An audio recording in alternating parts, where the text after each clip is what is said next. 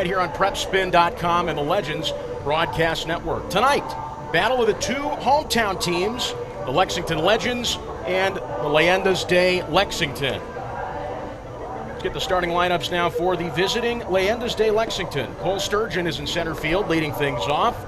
Cullen Large batting second and playing second base. Batting third, the DH Cole Cottom. Batting fourth, the third baseman Luke Heyer. Batting fifth, the shortstop Luke Becker.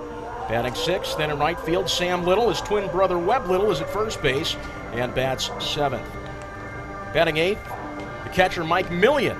And batting ninth, the left fielder Duran Elmore. And looking around the field for the Lexington Legends. Home team this evening. Akins in left, Revere in center. Eric Young Jr. is in right field. And around the horn from third to first, Drew Ellis at third, Devin Hairston at short, Ivan DeJesus Jr. at second base, and Matt Winokur at first base. Dalton Cornett behind the dish taking balls and strikes tonight from the righty, Sean Johnson. Tall drink of water, 6'7", 230 pounds. The righty, 26-year-old out of Durango, Colorado, attended the University of Mississippi and was the 31st round pick by the Chicago Cubs in the 2013 draft. So far this season in 11 2/3 innings, he's given up 12 hits with 4 runs, all earned, 3 walks, 11 strikeouts, and posted an ERA of 3.08. He's 1-1 on the season. And the call to the stables has been played. We are ready for action here at Whitaker Bank Ballpark. I'm Andrew Murphy, alongside my broadcast partner tonight, Joel Bennett. Joel, how are you? I'm doing well, Andrew. Thanks for having me up here. Looking forward to a good game of baseball here. As am I. And leading things off will be the center fielder, Cole Sturgeon. So Sturgeon, the lefty, versus the righty, Sean Johnson. The first pitch, a fastball, runs down and in. 1 ball, no strikes.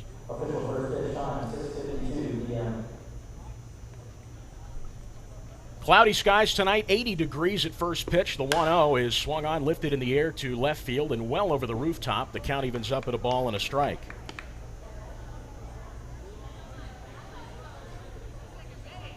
Legends donning their home white uniforms with the blue and green lettering across the chest as Johnson deals the 1-1. It's a fly ball to left field. Akins going back, and he makes the catch at the wall for out number 1. That had a little more distance on it. It would have been out of here. But Sturgeon is retired on an F7. That'll bring up Cullen Large, the second baseman.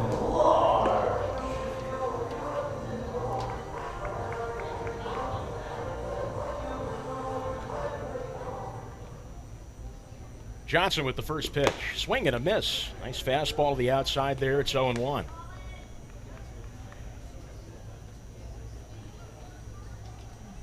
Cullen Large, Toronto Blue Jays prospect, was drafted in 2017. The 0-1. Fastball runs outside. One's all across the board now to Large. 1 ball, 1 strike with 1 away. Still no score here in the top of the first.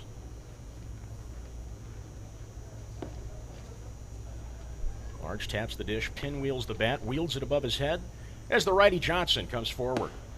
Breaking ball, missed a touch, tried to paint inside there. Now 2 balls and a strike.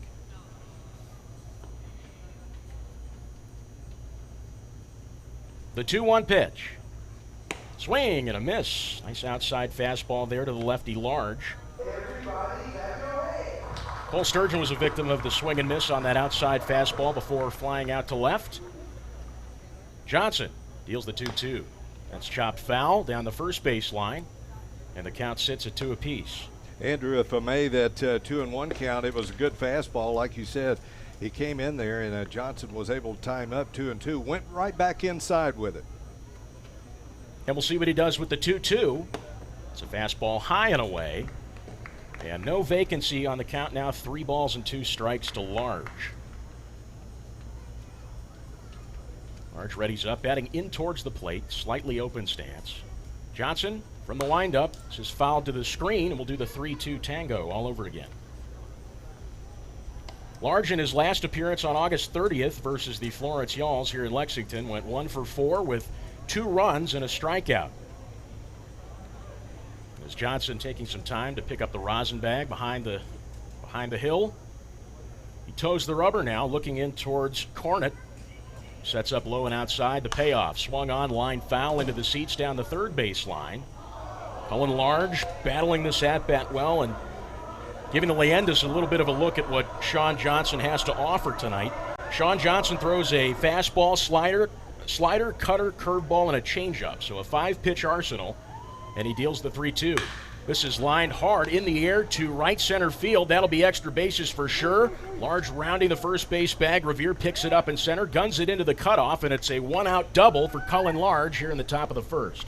You know, the one time that pitcher kept going in and in, that time he brought it over the plate, and Large with a nice double. They had given him the third baseline as he looked like he was trying to go the other way with those foul balls, but the pitcher tried to come outside a little bit, and a nice piece of hitting by Large. Good power. Both these balls have traveled well tonight. Absolutely. So Large is aboard at second. And here's Cole Cottom, the DH, usually taking care of catching duties. He's given a break from behind the plate tonight, replaced by Mike Millian. The first pitch to him is a breaker. Nicked the outside corner, 0-1. Like that breaking ball pitch on the first pitch. Try to get ahead.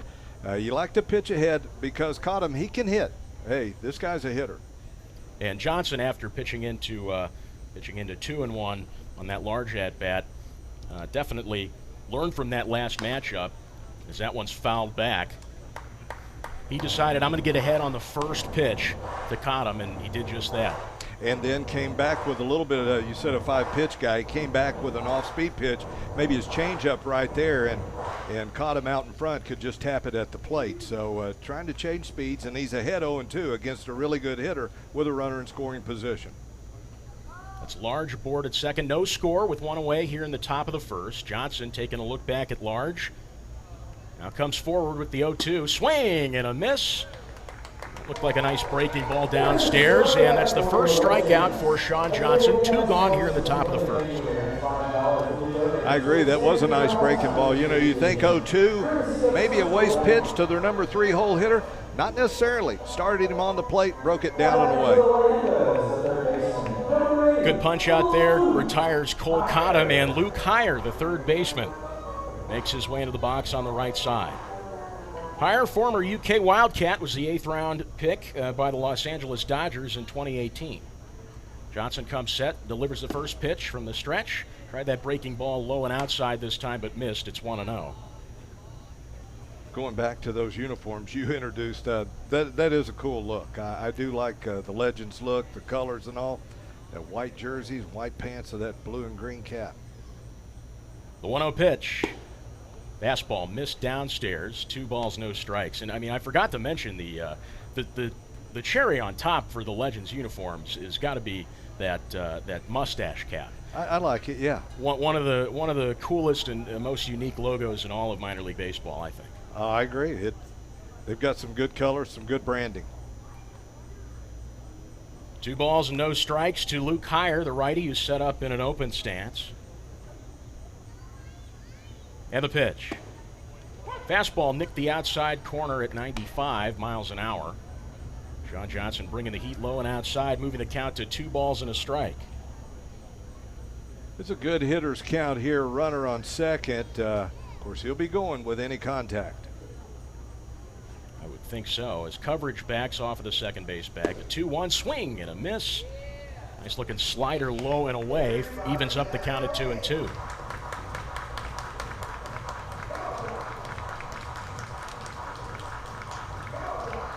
So 2 gone here in the first. 2 balls, 2 strikes. Cullen Large waiting at second base. No score.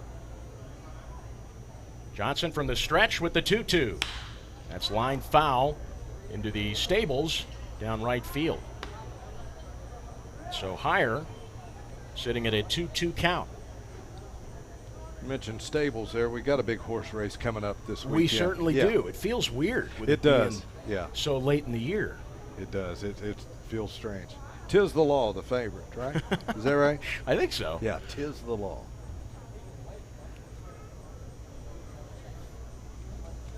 Two balls and 2 strikes to Heyer. Now the pitch. This is popped up well over the rooftop down the first baseline.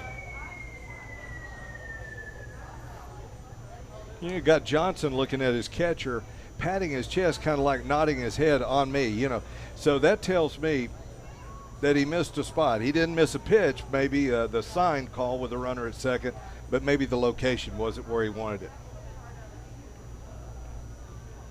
And he's done discussing things with Cornett. Gave him one he likes. Now the 2-2. This is popped up, foul down the first base line again. So a well-battled matchup here by Luke Heyer. Very small sample size. What we've seen, Andrew, just in the batter's Johnson face, pound the left-handers in on the hands. He's going away against the righties. Certainly, and that breaking ball, the slider especially to the outside, has really seemed to fool hitters as the 2-2 is delivered. Swing and a miss. You called it. Fastball to the outside, but same location. That's strikeout number 2 for Sean Johnson, and out number 3 here in the top of the first. No score after half an inning of play. Legends up to bat in the bottom of the first with Ben Revere, Eric Young Jr., and Ivan DeJesus Jr. Baseball returns just a few moments on the Legends Broadcast Network.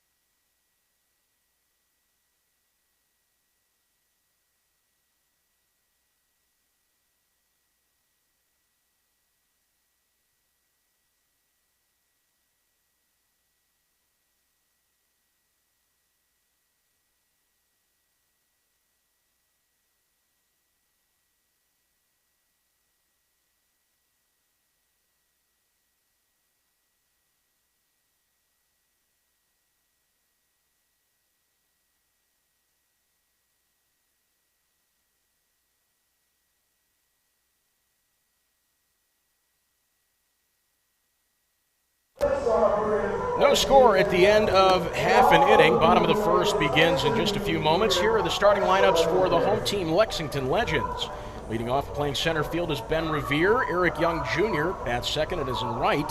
Ivan DeJesus Jr. at second base. He bats third. Batting fourth, the DH Brandon Phillips. Drew Ellis at third, batting fifth. Nick Akins, the left fielder, bats sixth. Matt Winokur at first base, bats seventh. Dalton Cornett, the catcher, batting eighth. And Devin Hairston at shortstop, he bats ninth. Andrew Murphy and Joel Bennett with you on this beautiful Wednesday night here at Whitaker Bank Ballpark, as Ben Revere steps into the box on the left side. Pitching tonight for the Leyendas is the righty Zach Westcott. Working from the windup, and the first pitch to Revere. Fastball taken in there for a strike. It's 0-1.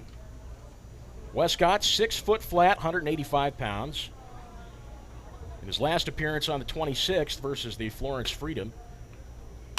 1-0 is skied to straightaway center field. Sturgeon is going back, and he makes the catch near the track. 1 away. Boy, Revere got good wood on that, Andrew. He nailed it, but the other played perfectly out there at center field as Heyer was able to make that play. So a fly ball hit into by Ben Revere records out number 1, and as I was mentioning, Westcott, the righty, on his last appearance on the 26th, went 5 innings, giving up 6 hits, 6 runs that were earned, 2 walks, and 7 strikeouts. First pitch to Eric Young Jr., fastball sails up and away, 1-0.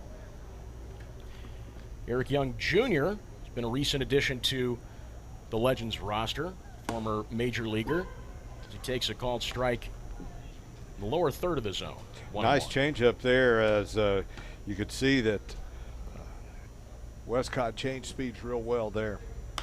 1-1 is popped up, infield territory. Westcott has a beat on it, and the Rawhide meets the mitt, 2 gone. Yeah, normally you don't like the pitcher making that play, but he seemed to be the obvious choice that time, not a towering pop-up. And Eric Young Jr. retired.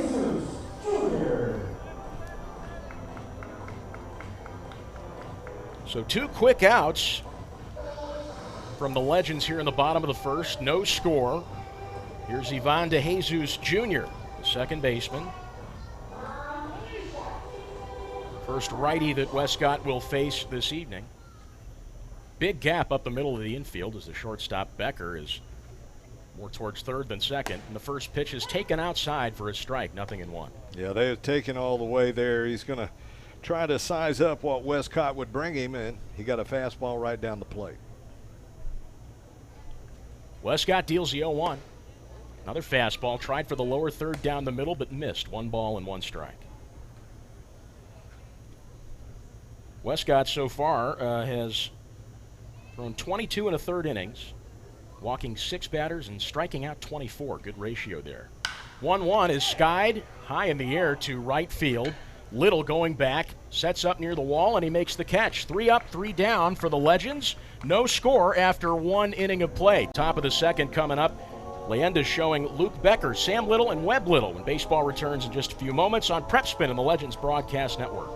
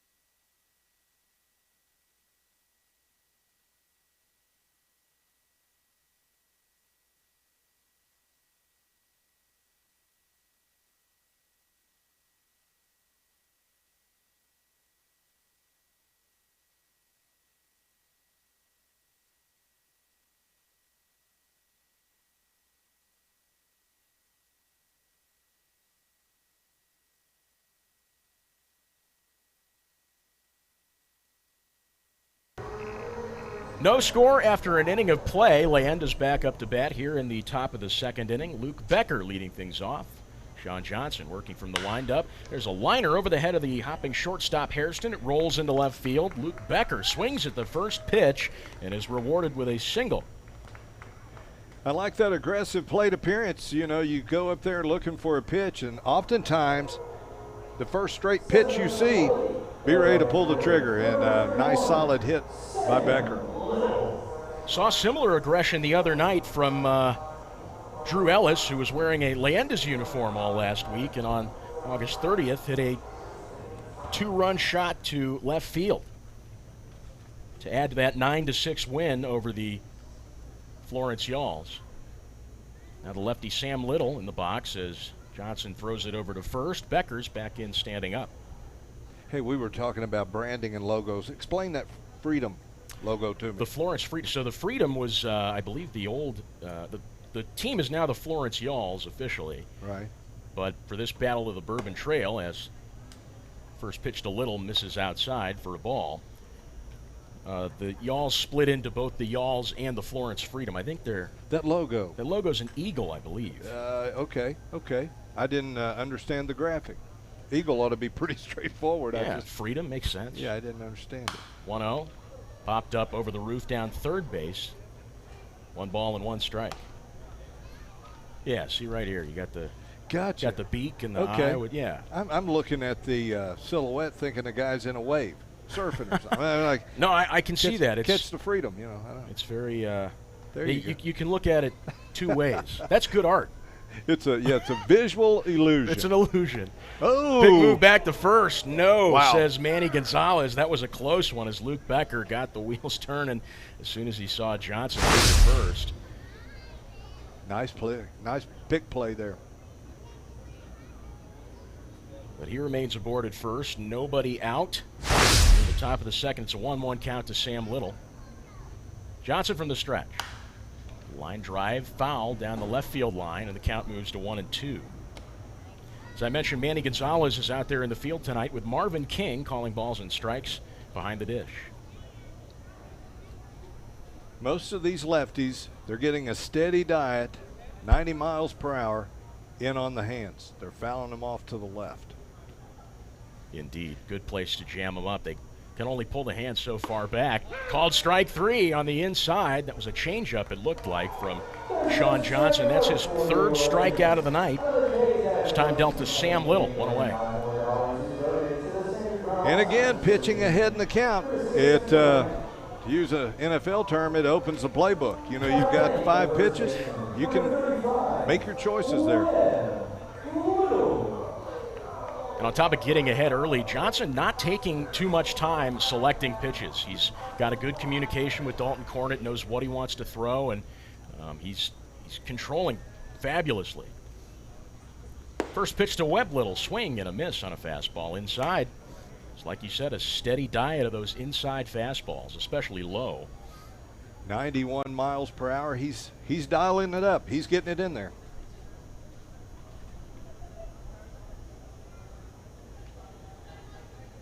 Nothing in 1, a move back to first. Becker slides in safely.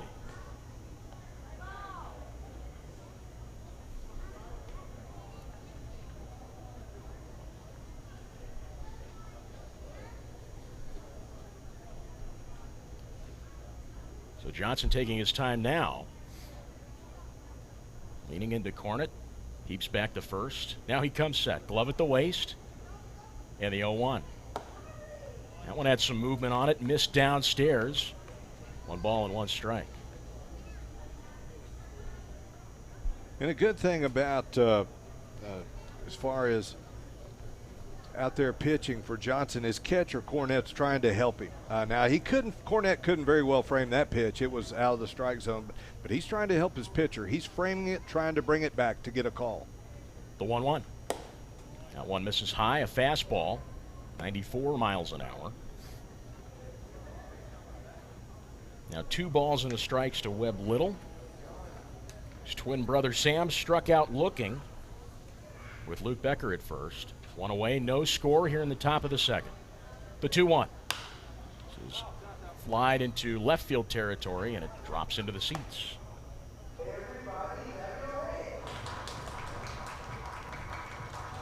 Tonight is 25-cent hot dog night here at Whitaker Bank Ballpark. Put off doing laundry for 1 more night. Put those quarters to good use. Come on out and get a hot dog for 25 cents, presented by Kentucky Coal Association. Lefty Little. There's a slow roller right side. Winokur picks it up. The covering Johnson steps on the bag for out number 2 as Becker advances to second on the fielder's choice.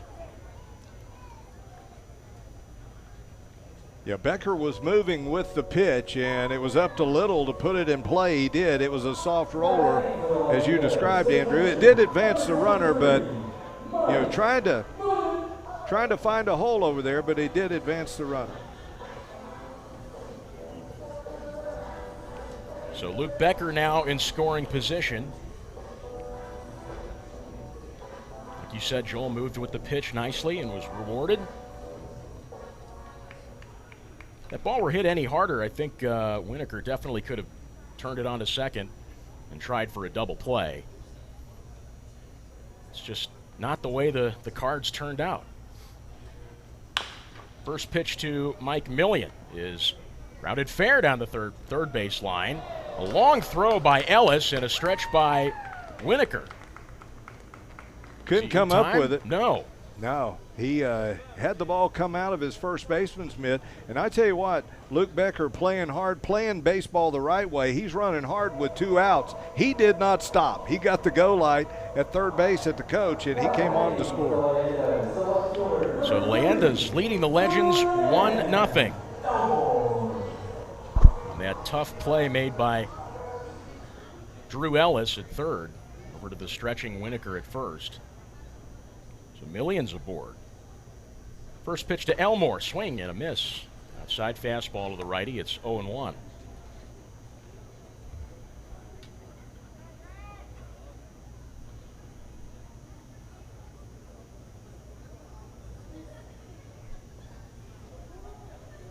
Johnson delivers. Change up, missed down and away to even up the count of the ball and a strike. Elmore rocking the nice red batting gloves this evening. Steps in, straight away, shoulder width stance in towards the plate. Ready's up, as does Johnson. Glove at the chest now. And the 1-1. Chuck swung on a called strike 2 on the outside. Looked like a change up there from Sean Johnson. It's a good location on that pitch at any rate. 1-2. That's line foul down the first base line and just hops off one of the walls above a suite, rolls into the stands. This big 6'7" righty, I tell you, he's throwing hard. We haven't seen him pull him any other than that high chopper that Drew Ellis had to make a quick play on. They're not pulling him. 1-2 pitch on the way. Swing and a miss. A fastball up and away, and the side is retired. That's 4 strikeouts for Johnson. Becker scores the first run of the game for the Leyendas. They lead it 1-0. Legends back up to battle back. The bottom of the second with Brandon Phillips, Drew Ellis, and Nick Akins. Baseball back in just a moment on the Legends Broadcast Network.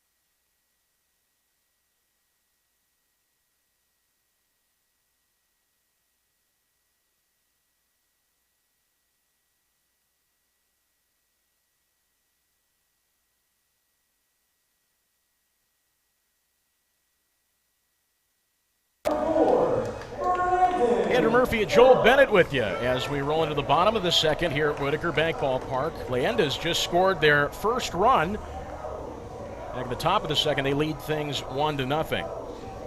And an unearned run at that, but, you know, they got 1 run, 1 hit, 1 error, and left 1 on. Yeah, tough play at third base by Drew Ellis. Scored that first run. The first pitch to Brandon Phillips, taken on the outside for a strike. Brandon Phillips, the man everybody has been wanting to see. Sure. Phillips, of course, spent 16 years in the major leagues, 10 of which he spent with the Cincinnati Reds. 0-1 to the righty. Curveball missed down and away. It's a ball and a strike. Got that infectious smile, man. I tell you what. Guys had fun playing. This guy had fun playing. Oh, and it shows. It did. Shows. Yeah, no doubt. And he is so gracious to the fans and just everybody here in Lexington as he smacks this one on the ground to higher at third. The long throw on over to first. 1 away. Higher was perfectly placed at third down the line. And the throw to Little at first was on target, just perfect. Brandon still hustling down that line. I tell you what, he was the kind of guy you could bat him leadoff. You could bat him anywhere in the top 5 spots. He could be your RBI guy. He could be your setup man. And Phillips is leading the Legends in average. He's hitting .423. First pitch to the righty Ellis. Misses down and away. Try to first on that curveball. Missed. It's a ball and no strikes. It's a good idea. Change up your pitches. Believe me, they're counting the pitches. They're scouting them over there. 1-0, change up, down and away. Nicks the zone this time, 1 ball and 1 strike. If you're not one of the starters, and if you're not starting, you're one of the starters, you're keeping pitching charts. So they're watching what he's doing. Oh, sure, 1-1. Another change up, tried low but missed. 2 balls and a strike to Ellis. Ellis put on the Leyendas uniform last week and hit 3 home runs in 5 games. Wow. 2-1. This one is popped the other way, and it lands into the stands down the first base line. The count moves to 2-2. Fan not overly enthusiastic. It came right at him. He could have made a play here, you know. Enjoying the game. He sort of picked up and went for it as soon as it landed. He's locked in. Oh, he was definitely locked in. 2-2. Fastball misses outside, and the count fills up at 3-2. 1 away, nobody on the bags. 1-0 our score in favor of the Leyendas here in the bottom of the second. The payoff to Ellis. It's fouled back to the backstop. So the count sits at 3-2. You were talking about Westcott's last outing. I believe I was in that game. I was talking to you off mic that he got in a situation where he had 2 outs and a runner on, and there were 4 errors in that ball game, and it just kind of melted down. That will happen sometime. 3-2 is lined hard into left center field. It gets down in front of Elmore, who picks it up quickly, and he'll cut it off as Ellis is aboard with a 1-out single. That will happen too occasionally. You get a full count. You want your payoff pitch in the strike zone, and he hit it hard.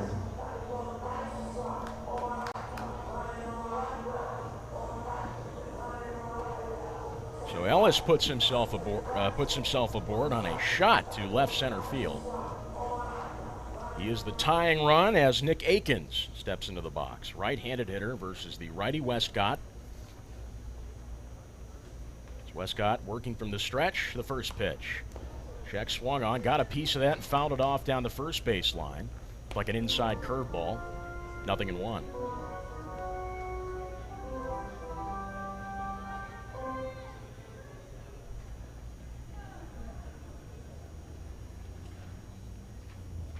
Akins last appeared on the 30th at Florence, going 0 for 5 with 2 strikeouts. The 0-1. Changeup misses inside. 1 ball and 1 strike. Well, he's got the physique of a ball player. He's a big guy. Looks like he's well put together. Certainly does. 6'1", 220. Yeah, 0 for 5, man. That's a hard one to take there. Ball and a strike to Akins. The pitch. Wow. It's lifted high in the air, deep to left field. Elmore watches it fly over the wall. That's a good way to correct that 0 for 5, isn't it? We just mentioned about his physique and his power. He displayed it there, Andrew. Elmore was looking for that one in the air. Had a lot of hang time. It did. Yeah, that was it had a lot of hang time. Good description there. So a 2-run shot to left field by Nick Akins. The Legends take the lead 2-1 here in the bottom of the second. Yeah, the big guy, he hangs that bat, just keeps it straight up over the plate. He has a long swing, which will lend itself to be vulnerable to a strikeout when you've got a long swing. But boy, the power that it can generate, it was on display there. So the Legends take a 2-1 lead, courtesy of Nick Akins. As Westcott takes some time off the mound to recompose. Lefty Matt Winokur steps into the box on the left side. This one is popped up and fouled over the rooftop down the third base line, on the rooftop rather. That was Nick Akins' 5th home run of the season, and he's now got 16 RBIs. Well, he hits them with men on board, right? Yes, he does. Yeah. So Winokur, the lefty, looking at an 0-1 count. Westcott deals. Curveball, tried to hang it high and missed. 1 ball and 1 strike. Man, that really was a change of speed. Not only change in eye levels, that time about a 15-mile-per-hour differential between his fastball and that changeup. And I wouldn't be trying to hang a curveball after just giving up a home run to left field. The 1-1. This is skyrocketed to right field, but it's drifting foul. It's the right size, just not in the right place. Yeah, same type of pitch. It was an off-speed changeup. Just the location came into that left-handed batter. Speeds his bat up, and that's why he jerked it foul like he did. Way out in front. So ball and 2 strikes to Matt Winokur. Westcott, the windup and the pitch. Changeup missed down and in. Tried to possibly jam him up there, but he took for ball 2. Legends up 2-1 here in the bottom of the second. Nick Akins just hit a 2-run shot. There's a breaking ball missed low and in, and the count fills up at 3-2.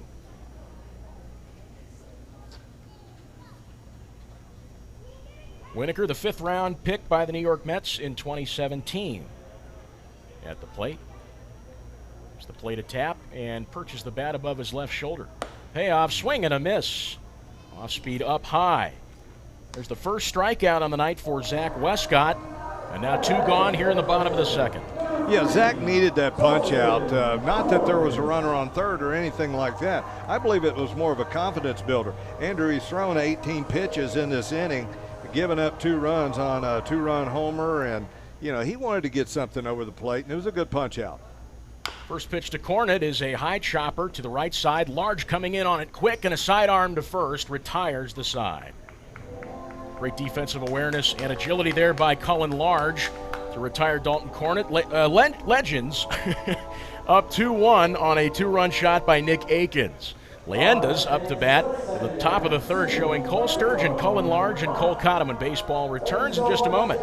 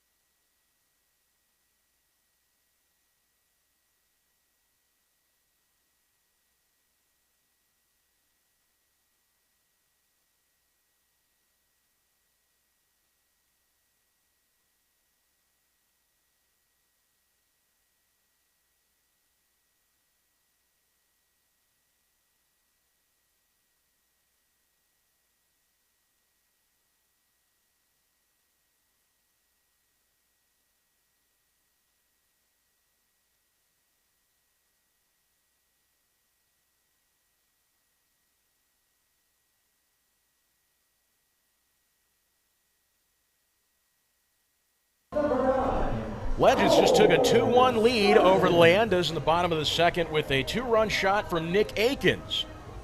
And we head into the top of the third now with Cole Sturgeon, the center fielder, leading things off for the Leyendas. Andrew Murphy alongside Joel Bennett. Legends versus Leyendas on a beautiful night here at Whitaker Bank Ballpark. And the first pitch to Sturgeon misses down and in, hit the dirt. 1 ball, no strikes. Yeah, you got Sean Johnson on for his third inning of work. This will bring him through the lineup for the second time as Sturgeon's the leadoff batter. And the 1-0. This is a weak line drive into the glove of Devin Hairston, who catches it on the run, and a throw to first for out number 1. 2 pitches and 1 out. Johnson could use an inning like that. He's been given a lead now. You're looking at, he's got what in this game? 4 strikeouts? 4 strikeouts indeed. Hasn't walked anybody. He's only given up 2 hits and 1 run that was unearned. So pretty good start to things here tonight for Johnson as he pitches 1 low, taken for a strike. 0-1. Cullen Large, the second baseman at the plate. The 0-1 to him. Second time he's hit to that same spot, Andrew. Swung on in line to right center field. It'll be the second double on the night for Cullen Large. As Revere went after it and cut it off, but throw in wasn't going to matter. That had extra bases written all over it. Almost identical to the double that he hit his first plate appearance. And he found that gap between right and center. And like you said, Andrew, he hit it hard. It was on a rope. So 2 doubles. 2 for 2 night for Cullen Large. And you watch these guys, it's still baseball. I watched Large running. He makes the rounds first. He cuts it out. He cuts this short. He's running hard, picks up his coach. Everything right. First pitch to Cole Cottom, taken on the outside for a strike. That was a changeup, it looked like, from Johnson. Johnson, a 5-pitch arsenal. Throws the fastball, slider, cutter, curveball, and changeup. A lot of stuff to work with. As the 0-1 is grounded to the left side. Ellis picks it up on over to first. And Cullen Large slides in safely before Winokur's throw can get back to the third base bag.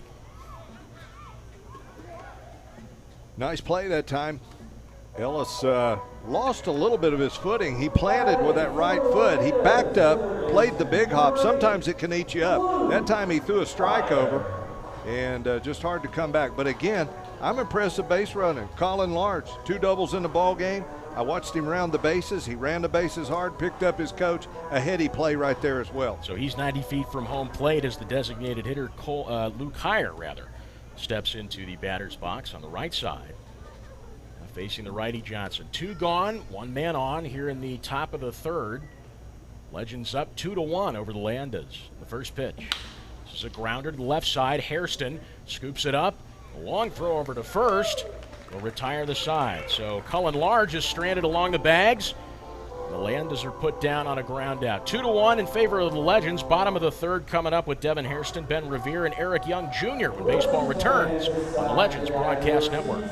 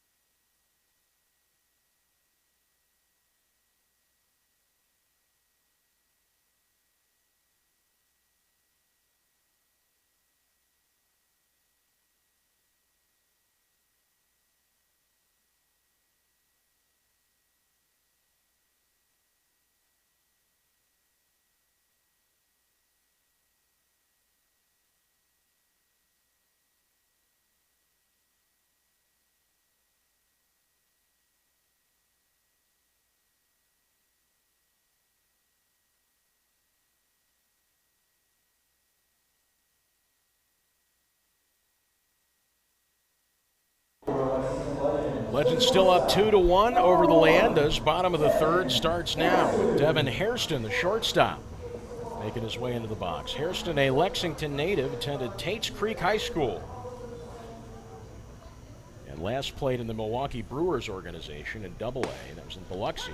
He takes a strike on the outside corner, 0-1.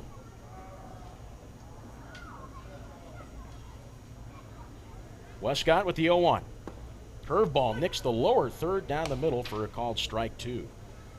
Excellent pitch call and excellent pitch execution. Again, a good variation of speed there on that breaking pitch. We've seen that on both sides tonight from Johnson and Westcott as the 0-2, a fastball misses down and away.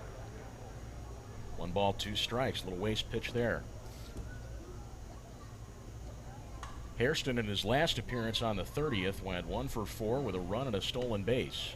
The curveball misses well outside to even up the count at 2 balls and 2 strikes.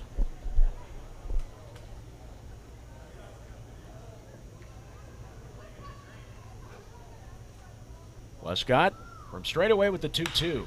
That is swung on, grounded the other way, rolls into right field. Hairston leads things off with a single. Great piece of opposite field hitting there by the shortstop. We'll come to the top of the order with Ben Revere. Ben Revere, also a Lexington native. Yeah, he was aggressive at the plate. He only saw 2 pitches his first time up. It goes as a fly ball to center field, but it was more of a line drive. But this time, you got the Legends have the leadoff batter on the first time in this ball game, and here Revere bats with a runner at first. Righty-lefty matchup, the first pitch. Curveball, slow moving, nicked the inner half of the zone, 0-1. Great first pitch there from Zach Westcott. I agree. As he looks over at Hairston with a lead off the first base bag. Now comes set in the stretch, the 0-1. Another curveball doubled up there, this time low down the middle. Called strike 2. Good location. Make a living there. Westcott down and away. Yeah. Westcott has found his stride. 0-2 count to Revere, the pitch. Swinging a hard hit grounder to the right side. The count sits at 0-2.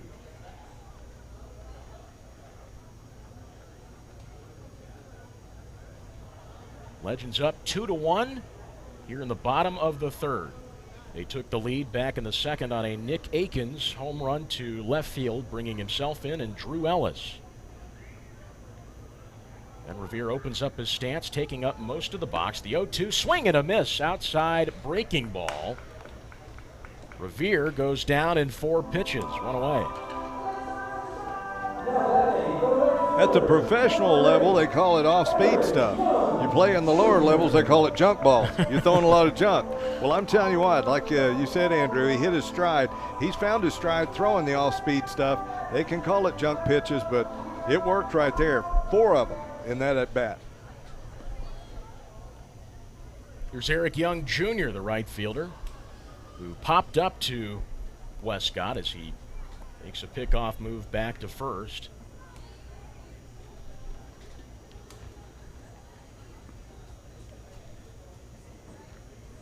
Young Jr. waiting patiently for his first pitch. Westcott comes set, and he deals. Called strike 1, taken down the middle on a fastball. So a different strategy to the lefty Eric Young Jr. Instead of starting on the breaking ball, he puts one right down the middle. 0-1. Millian sets up low and away. The 0-1 pitch. One misses outside to even up the count, 1 ball and 1 strike. So now he's moving quickly with the fastball, went inside and outside on him.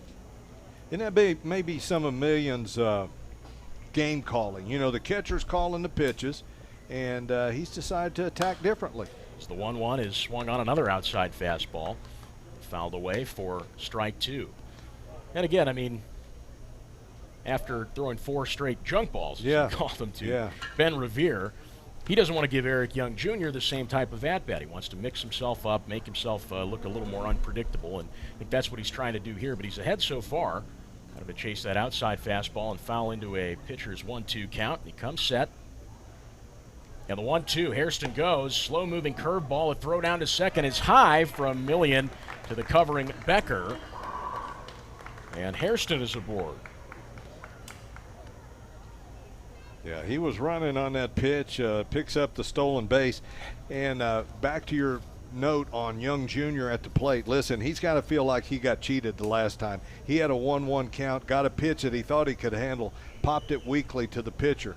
Now this guy's dad was a real pro for the Rockies. Could pick him up and set him down. I know Junior here is a great ball player too. He felt like he got cheated the first time, I know. Young Jr. spent 10 years in the major leagues himself, between 5 teams: the Rockies, the Mets, the Angels, the Yankees, the Atlanta Braves. As time is called, and Millian will head out to the mound to discuss things with Westcott. Yeah, his dad had a good career with Colorado. Leadoff guy playing over there in Coors Field. Eventually worked that into a broadcasting, actually a television analyst for some ESPN games in Major League Baseball. Just a good baseball guy from a good baseball family. Here is Young Jr. So he looks at a 2-2 count from Zach Westcott, who deals. Curveball tried again, up and away, but missed, and fills up the count at 3-2. Yeah, he's got to find that release point if he's wanting to throw those off-speed pitches like he did to the batter Revere. It just hadn't been the case right now. Devin Hairston taking a hefty lead off the second base bag. Westcott keeping a close eye on him. Now comes forward with the payoff. Tried a different pitch up and away, but missed again, and it's a walk dealt to Eric Young Jr.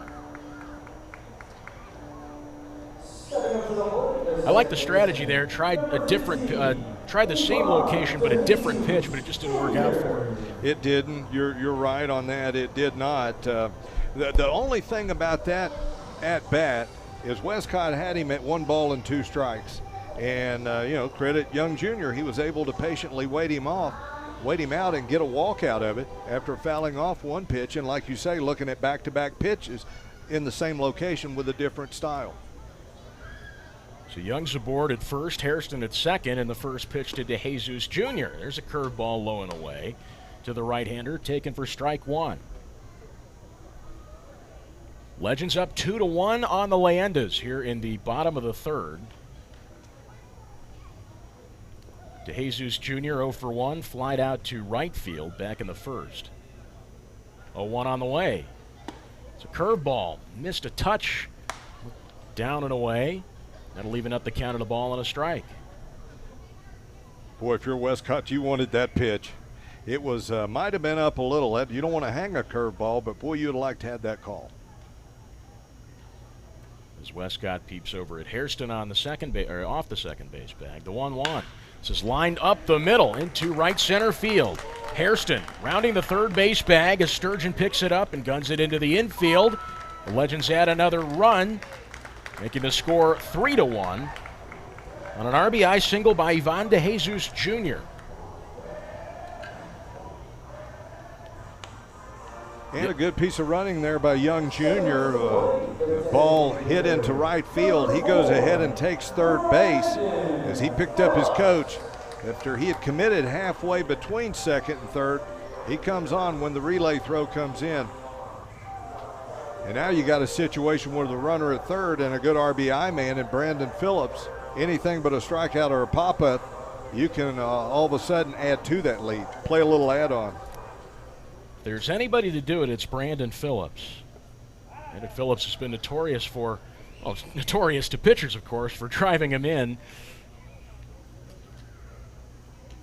With only one away here, he could do something. He pops this one up. I jinxed it. This is into foul territory, and the first baseman, Webb Little, comes in on it and makes the catch. 2 gone. Well, I may have too. I said anything but a strikeout or a pop-up, and that's what we got. In foul ground at first base at that.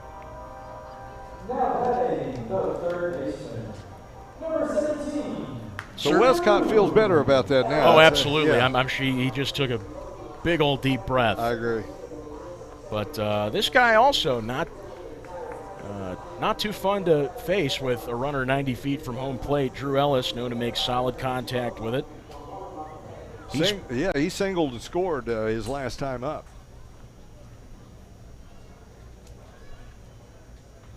So 2 gone, runners on the corners. The first pitch to Ellis, taken for a strike outside. 0-1.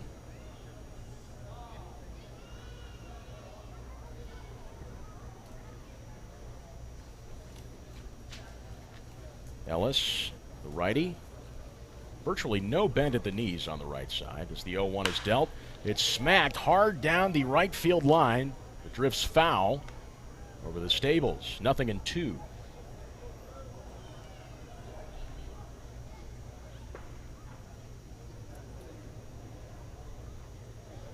Ellis with 9 RBIs on the season and 4 home runs. He hit 3 of those last week in a Leyendas uniform. Wow, that's a game. 0-2. Swung on. Fouled back to the netting, and the count sits. Ellis swinging at anything near the zone with an 0-2 count. Like I said, his last appearance on August 30th versus the Florence Yalls, 2 for 3 with 2 runs, 3 RBIs. 2-run homer in the bottom of the 6th. Wow, that's a good game. It was a shot. Swung on the first pitch, and he drilled it into the left field bleachers. 0-2. Fastball misses down and away, rolls away from Million. Runners hold at first and third. Yeah, Ellis has had 3 chances at third base defensively in this ball game. Made all 3 plays. He did get charged with an error on one play as the throw pulled the first baseman off, but they were not easy plays. He's an all-around player. If he hits like you just described, we've seen his glove today. He's got that power makeup like you mentioned earlier, 6'3", 225. This is launched in the air to right center field. Sam Little setting up near the wall, and he makes the catch. The side is retired. So the right shape didn't have the distance as Drew Ellis ends the 3rd inning on a fly ball. Legends still up 3-1 over the Leyendas. Devin Hairston scored to add run number 3 to the board. And top of the 4th coming your way with Luke Becker, Sam Little, and Webb Little when baseball returns on Prep Spin and the Legends Broadcast Network.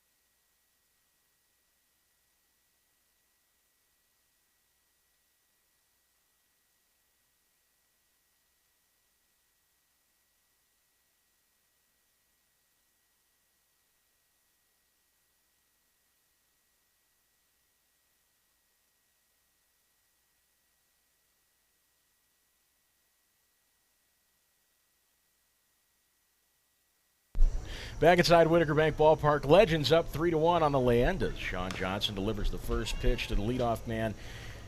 Here in the top of the 4th, that's Luke Becker. He fouled it off down the first base line. Becker is 1 for 1 this evening, singled and scored back in the 2nd. Johnson delivers. This is a high chopper to the left side. Ellis with the glove on it, sets, throws to first. Beautiful play there on the 5-3 to retire Becker. One away. fourth chance he's had. We just spoke about it, Andrew, last inning on how good his glove's been. You had his numbers at the plate where he's had like 3 home runs in a game and a 2-run bomb. He's got a good glove. And that high chopper, as you described, that play was for the third baseman. His momentum takes him right to the play, and he throws in motion. Yeah, it took a great route to the ball. That's why they call it the hot corner, man. It's he's, again, like you said, he's had 4 chances tonight. Was credited with an error on a tough one down the line earlier in the second, as this one is skied to shallow center field. Hairston back on it, and he makes the catch. 2 quick outs to begin things here in the 4th. Yeah, that is efficient pitching. And Sean Johnson has hit it. He came out of the gate really hot tonight. He's got 4 strikeouts. He's only given up 1 run that was unearned. Only given up 3 hits. And he's trusted his defense to take care of the rest of things tonight. As the score is 3-1 Legends here in the top of the 4th. Sam Little just flied out to center field. Here's his twin brother Webb. Takes a fastball down and inside. 1 ball, no strikes. Looked like a cutter there from Sean Johnson as Little steps out of the box to stretch himself out. Digs in on the inner corner. Now sets up in a knees bent open stance. The 1-0 swung on, lined hard down the third base line and well over the rooftop to even up the count at a ball and a strike. Johnson stretching out his fingers as he puts the black glove back on his left hand. Looking from straight away, the 1-1. Changeup called strike 2 on the inside. Great location, great velocity there on that changeup. Ball and 2 strikes to Webb Little. Yeah, you got Little talking to the plate umpire, looking at the on-deck batter, looking at his bench. At backdoor, I guess he thought maybe it was going to be a backdoor slider, and as you say, it broke down and in, came in under his hands. 1-2. There's one low and away. Tried the same pitch, different location. Even up the count at 2-2. Nobody on the bags. 2 gone here in the top of the 4th. Legends up on the Leyendas, 3-1. The 2-2 pitch. Fastball runs high, 95 miles an hour there from Sean Johnson. And the count is full. No vacancy, 3 balls and 2 strikes. Johnson's the hardest thrower I've seen in the games I've been here to Whitaker Bank Ballpark and watched the four clubs in the Bourbon Trail battle. I believe he's the hardest thrower. Yeah, video I was watching put out by some company on Twitter showed him maxing out at 97. There he goes. Called strike 3 downstairs. Johnson retires his 5th batter of the evening. Leyendas go down in order, still trailing the Legends 3-1, and the Legends showing Akins, Winokur, and Cornett when they come back up to bat in the bottom of the 4th. We'll go away. Baseball back in a moment on the Legends Broadcast Network.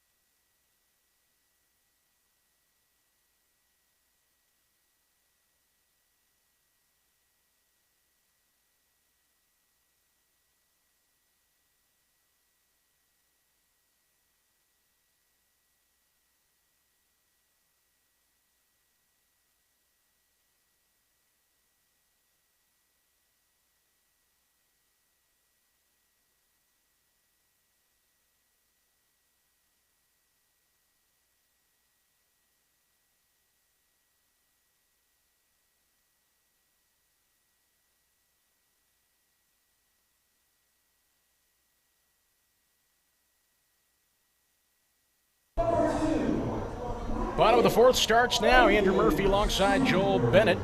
Bringing you Legends and Leyendas baseball from Whitaker Bank Ballpark. Legends up 3-1 on the Leyendas.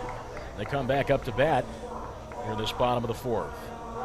Nick Akins will lead things off, and he put the Legends ahead on a 2-run shot back in the second. Westcott still on the mound, delivers a called strike one on a fastball outside. Akins 6'1", 220. 0-1, drifts outside to even up the count at 1 apiece.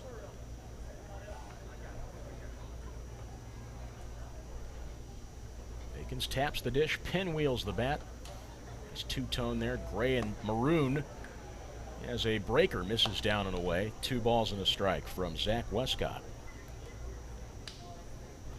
Westcott has only struck out 2 batters. He's given up 3 runs, all earned. Given up 4 hits rather, as the 2-1 misses down and away. It's 3 balls and a strike. Yeah, he got ahead. Westcott did with a breaking pitch off speed for the first pitch, but he's been away. This is popped up, and this will drift foul over the rooftop behind home plate to fill up the count at 3-2. You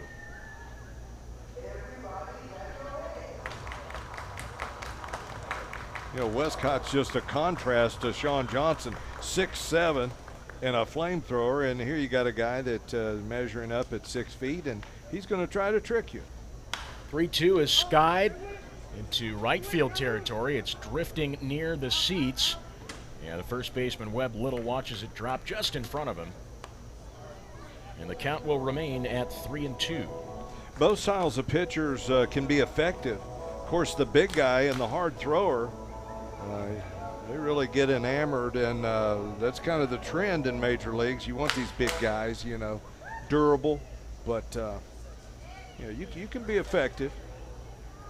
First guy that comes to mind when you make that description is a guy like Noah Syndergaard for the Mets, as the 3-2 is fouled up and over the rooftop down the third base line. Akins swinging at anything near the zone to battle effectively with this full count. Sometimes these power pitchers prone to injury. Oh, yeah. But I mean, I think with the game just evolving to the state it's in now, I mean, the game just getting bigger and stronger and faster, any pitcher is prone to injury. Yeah. And then when you think about a crafty guy, of course, I'm dating myself. I think about the Braves had a couple of them for a whole decade. Greg Maddux and Tom Glavine. Oh, sure. One from the right and one from the left. Yeah. Not going to blow you away, but they're going to throw strikes. 3-2 is skied. This is drifting toward shallow left center field. Becker's there, but Elmore calls him off and makes the catch. 1 away. Kind of get the feeling Becker was glad that Elmore called him off. That thing was sky high. It was a major league pop-up. You kept backpedaling. You're waiting to hear that left fielder call you off. You got to go for it until you hear somebody say, "I've got it." So good communication there, clearly, in shallow left field between Becker and Elmore. Looks for out number 1, and here's Matt Winokur, the first baseman. Lefty-righty matchup now. As Westcott comes forward with the first pitch. Fastball missed the zone outside. 1 ball, no strikes. Winokur is 0 for 1 this evening. He struck out his first time up back in the second. Legends up 3-1. 1-0 pitch is fouled back to the screen to even it up at 1 apiece. Had you not had that screen, we might have seen you bust out some skills. It looked like it was destined for this press box. Yeah, don't put your money on it.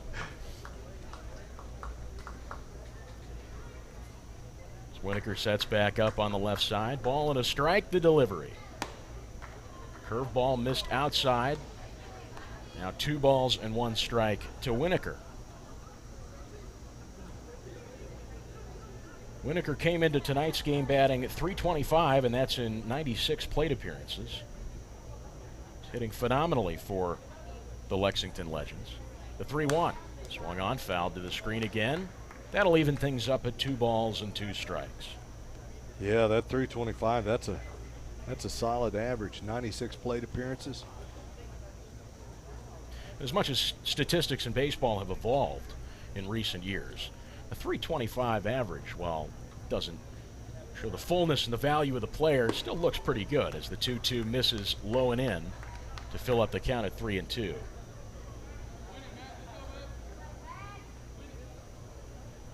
Anybody hitting over 300 or even slightly under 300 is going to get some looks. Oh, absolutely. It's good average. That one skips past the catcher, Million. They evidently must have said that hit the knob or the handle of the bat. That's certainly what it looked like as the count remains at 3-2. Because we don't see Whitaker taking first base, No, we do not. either on a hit by pitch or ball 4. Old plate umpire Marvin King. Manny Gonzalez in the field this evening. He's down the first base line. Looks like Whitaker's almost asking home plate umpire Marvin King, was that a strike? King concurred. The payoff pitch. Swung on, foul to the screen. Winokur making Westcott work. Legends up 3-1. Nobody on, one man gone here in the bottom of the 4th inning.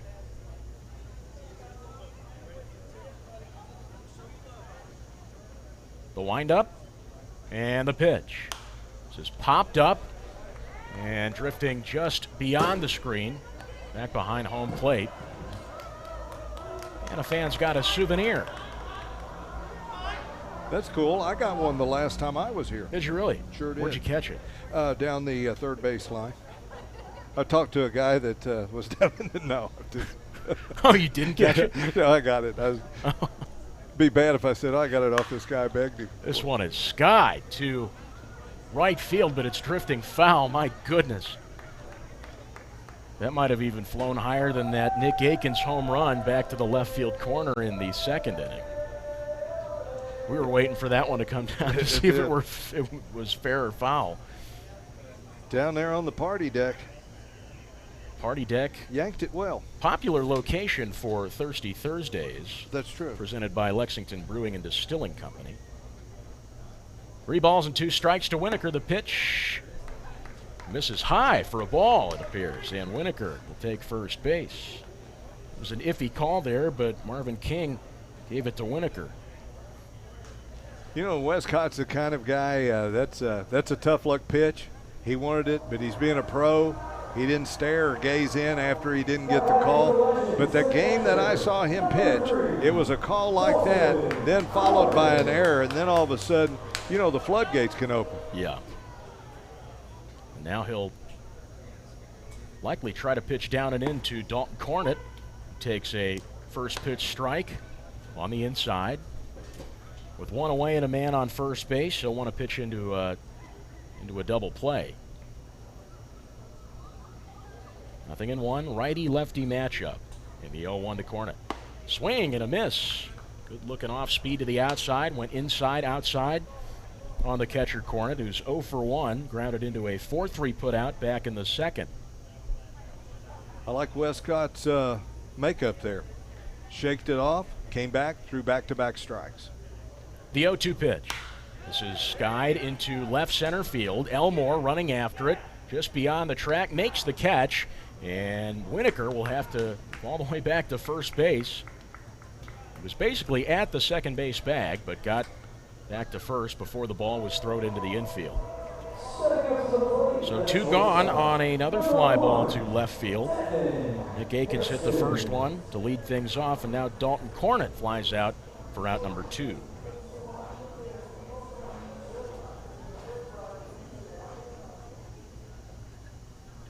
Three-1 Legends here in the bottom of the 4th. Devin Hairston, the righty, up at the plate. This pitch, there's a breaker. Dips low and away from Million, who shimmies to his right, but Winokur moved with the pitch, and he's got a stolen base. Yeah, running all the way. As my scoring would credit him with a stolen base, not a wild pitch. And anyway, he was running with the pitch.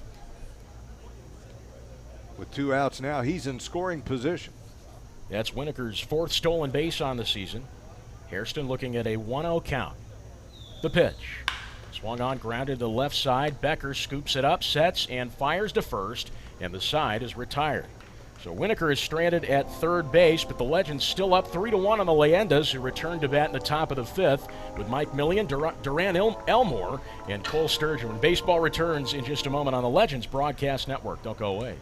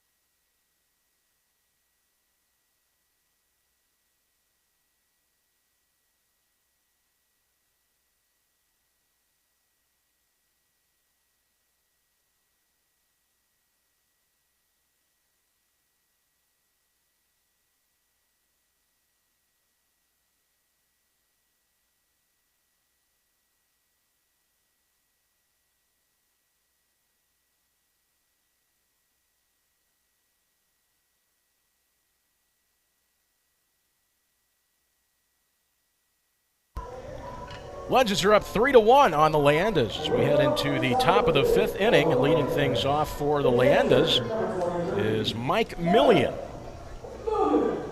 handling the catching duties tonight for the Leyendas. Normally it'd be Cole Cottom, who's in the designated hitter spot. Millian digs in on the right side, opens up his stance. Sean Johnson still on the mound, beginning his fifth inning of work. And the first pitch is a fastball that misses low. 1 ball, no strikes. Millian was involved in the only run scored by the Leyendas as he grounded that ball to Ellis his last time up. Ellis threw wide and it let the unearned run score. Swing and a miss on the 1-0. Outside fastball from Johnson moves the count to a ball and a strike. Whether you're catching or playing DH, you get a walk-up song. We were talking music. What would be your walk-up song? Oh my goodness. I would have to go. I'd have to go Back in Black by AC/DC.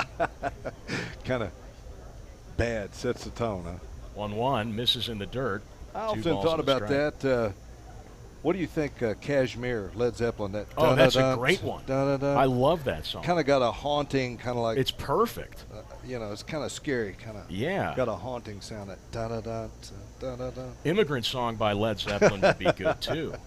Yeah, with that's the wailing at the and beginning. screaming. Yeah, 2-1, misses down and away, 3 balls and a strike. Yeah, that might set the tone too. I hadn't thought about the Immigrant Song. That may be you. You may have just given me my number 1. There you go. Happy to help. Yeah, that worked out good. 3-1 pitch. Swung on, grounded hard, just fair past the diving glove of Ellis. It'll roll into left field. Extra bases for Mike Millian, who's heading towards second as Aikens picks it up in the corner, and he'll miss the cutoff and throw into the infield. It's a double to lead things off for Mike Millian here in the top of the fifth. Yeah, Johnson rocking along. He had retired. Looks like he had retired to 5 in a row up until that base hit there. That was a scorcher down the third base line. As you said, it hugged the bag, and he's going to have to pitch with a base runner on now. It's a little different. He goes to the stretch. And 4 of those 5 consecutive putouts were, 3 of those rather, were ground balls. That one was hit a little too hard, a little too thin past the line. Here's another ground ball, shot up the middle. This will roll into center field as Millian heads around, heading home. He is safe. So a great piece of hitting on an RBI single from Duran Elmore to bring home Millian, closes the deficit. Leyendas now with 2 runs, and the score is 3-2 Legends. Thought we might have a play at the plate. Instead, the catcher back there, Cornett, called for the cut to try to limit Elmore to one base, and they were successful in doing that, but the run does score as a million comes in, an RBI single by Elmore. So nobody out. Johnson is really going to have to stay crisp here against Cole Sturgeon at the top of the order. With a man on. The first pitch called strike one on a fastball down and in. Sturgeon, the center fielder, 0 for 3 this evening on a fly ball to left his first time up, and he grounded into a 6-3 put out in the third. Lefty-righty matchup. Johnson working from the stretch, gives Cornett the nod, now fires back to first base as Elmore slid back in barely in time. Second nice pickoff move we've seen by Johnson. A big guy, he can wheel and throw. Comes set now, glove at the waist to the lefty Cole Sturgeon. And the 0-1, runner goes. This is swung on, skied into foul territory over the rooftop down the third base line to move the count to 0-2. Well, it's a 3-2 baseball game, you know, here in the middle innings of the ball game. Andrew, I'm going to tell you, the games that I've come to this year, I haven't seen the runner in motion nearly as much as I've seen tonight. Maybe collectively. These guys are moving with the pitches running very well. Yeah, they are running. And Elmore got a good jump there, but it was foul as the 0-2, and off-speed misses inside. Looked like a cut fastball there from Johnson. It's 1-2. You know, sometimes it's the manager's decision. Always it's the manager's decision. If you're going to run, you're going to play small ball, or if you've got a big team, you play for a big inning. But we've seen a lot of runners in motion tonight. I feel like we're going to see a lot more of that, too, as the 1-2 is fouled over the netting and lands in the stands. Sturgeon working this 1-2 count. Legends up 3-2 on the Leyendas here in the top of the fifth.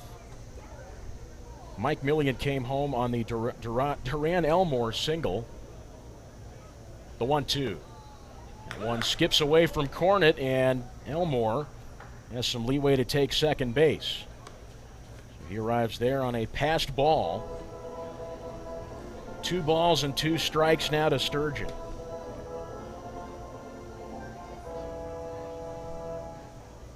Elmore was jogging to the second base bag, pretty much.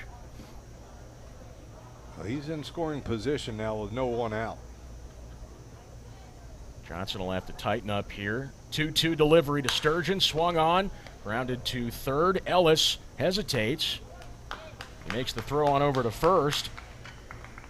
He definitely had the time to look at Sturgeon and say, hey, man, you better, or Elmore rather, say, hey, man, you better stick at that second base bag. You know, and that's fundamental.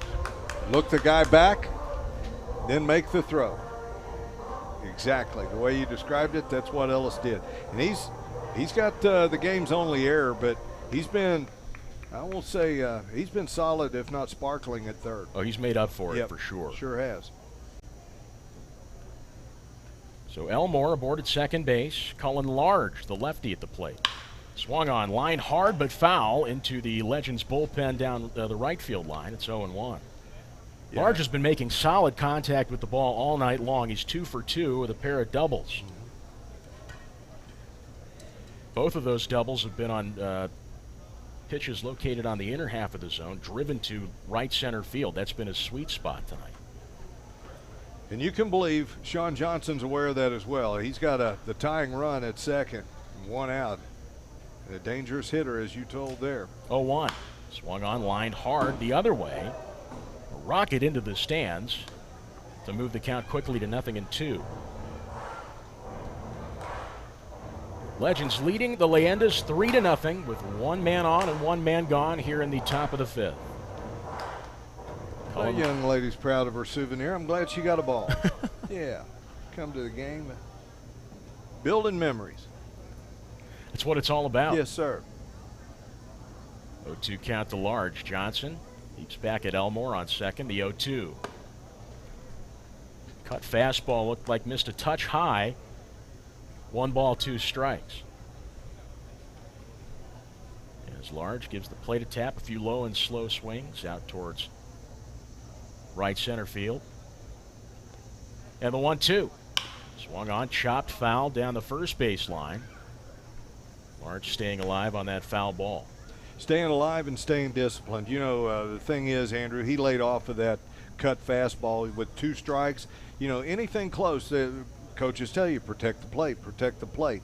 He had enough discipline to lay off that, and when you're 2 for 2 and you're seeing it and hitting it hard like he is, sometimes you can be a little overly aggressive, but he's been disciplined.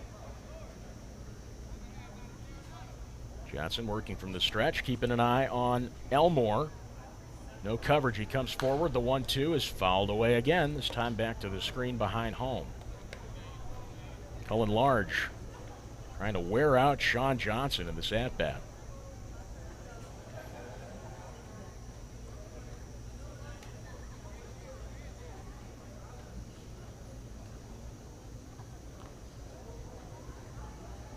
One-two pitch on the way. Swing and a foul tip, looked like. It was blocked by Cornett.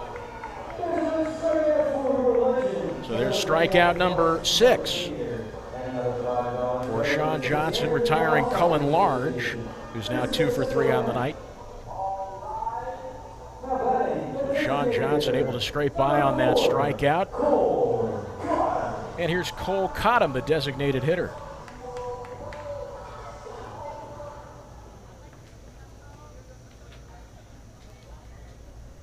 Elmore still on second base, takes a decent-sized lead off the bag.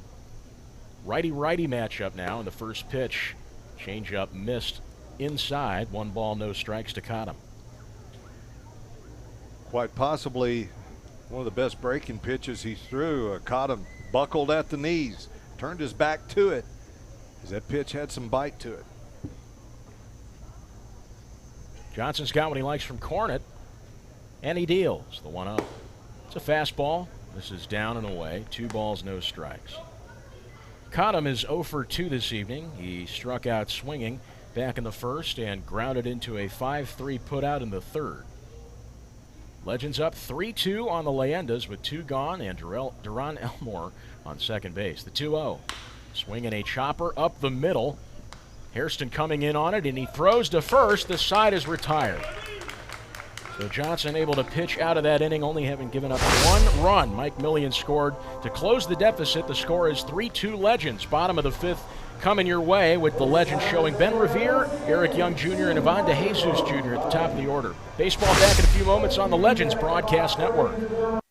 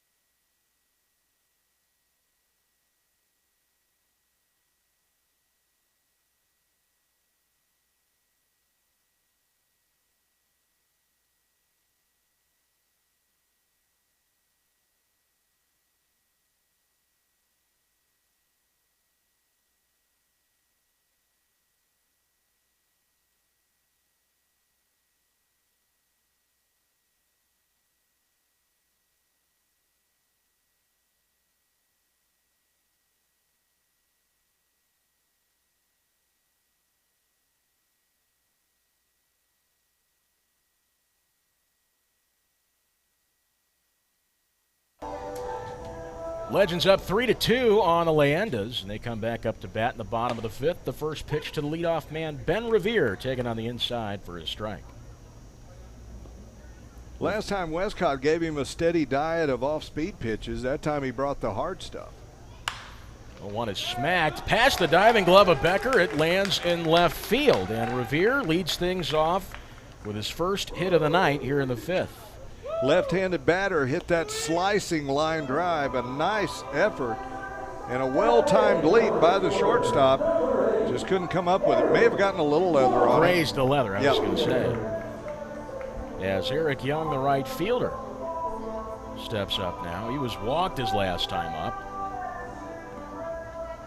Driven to third on an Ivan DeJesus Jr. single, but stranded there. And the first pitch to him, swinging at a huge miss on an inside fastball, 0-1. He was swinging for the fences there. Yeah, I think this guy's hungry. Like, you know, I mentioned his last AB. He popped up weakly to the pitcher his first time up. You know, and the pitchers don't make plays in the field very often. And then he coaxed that walk after running the count full and fouling off numerous pitches. He's wanting to make a mark in this game, and possibly, like you said, this at bat. That must have been a 10, 11, 12 pitch walk to wear down Zach Westcott. Comes set with a pitch. The 0-1 offering. Swing and a miss. Got him in that same place with the fastball. 0-2. In addition to the walk back in the third, Young Jr. popped up in the first. It was caught by the pitcher Westcott.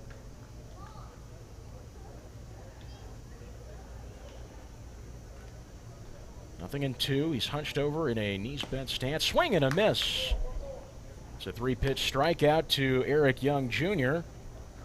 One away here in the bottom of the fifth. Strikeout number 3 on the night for Zach Westcott, and he'll face Ivan DeJesus Jr.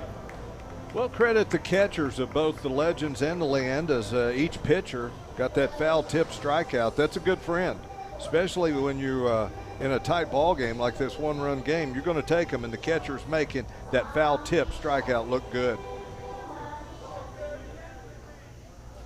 DeJesus Jr. 1 for 2 tonight with a single and a flyout. The first pitch to him. Taken on the outside for a strike. Westcott loving the fastball so far here in the bottom of the fifth. Yeah, you can't throw a get-me-over fastball to DeJesus Jr., but every time he's been up, Andrew, he's taken the first pitch. Believe me, pitchers pick that up as well. 0-1. Fastball tried on the outside again, but missed a touch to even up the count at 1 apiece. Yeah, you're aware that the guy takes the first pitch every time up. Yeah, like I said, you can't throw a cookie over there just to try to get ahead, but you're aware that he's going to be taken. Revere with a short lead off the first base bag will return as time is called, and DeJesus steps out of the box. Webb Little is set up on the first base bag with a target for the righty Westcott. Peeping out from behind his black glove. Now comes set, glove at the waist. Ball and a strike to pitch. Swing and a miss. Got him on the breaking ball downstairs. It's 1-2. Great pitch there to deviate from the outside fastballs to DeJesus Jr.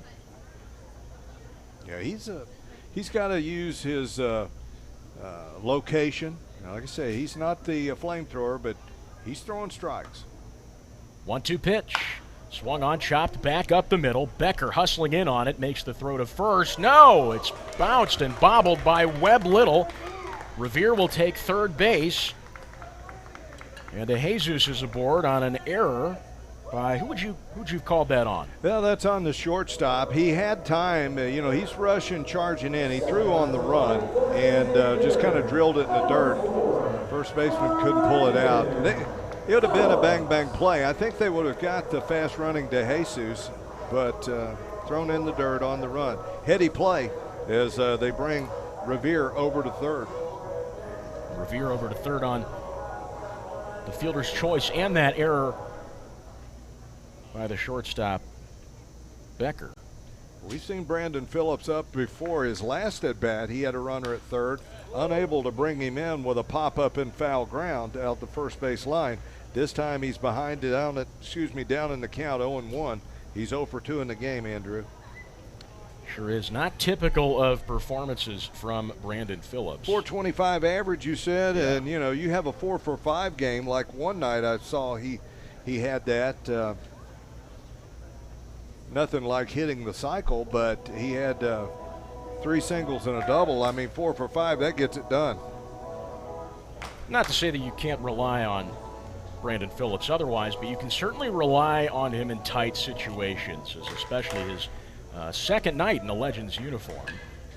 Smoked one over the left field wall in the sudden death 10th to take the game 4-2. The batting stance and style that Phillips used when he was with the Reds, very wide. I mean, he spread out in the box, did not take a stride. He lifted the front foot up, put the front foot down, if he even did that. Oftentimes, it was all with the hips and get the hands through. He's taking a much different approach, playing a straightaway stance in towards the plate on the right side as the 0-1 is smacked up the middle. Becker on it this time to second for 1, over to first, 2, a double play. Becker put himself behind the second base bag to scoop that one up, toss it over to the covering Large at second. Large turned it over perfectly to Webb Little at first to retire the side. So the Legends strand Revere along the along the bags. They still lead things 3-2 as we head into the top of the 6th with the Leyendas up to bat. Luke Heyer, Luke Becker, and Sam Little will come up when baseball returns in just a moment on the Legends Broadcast Network.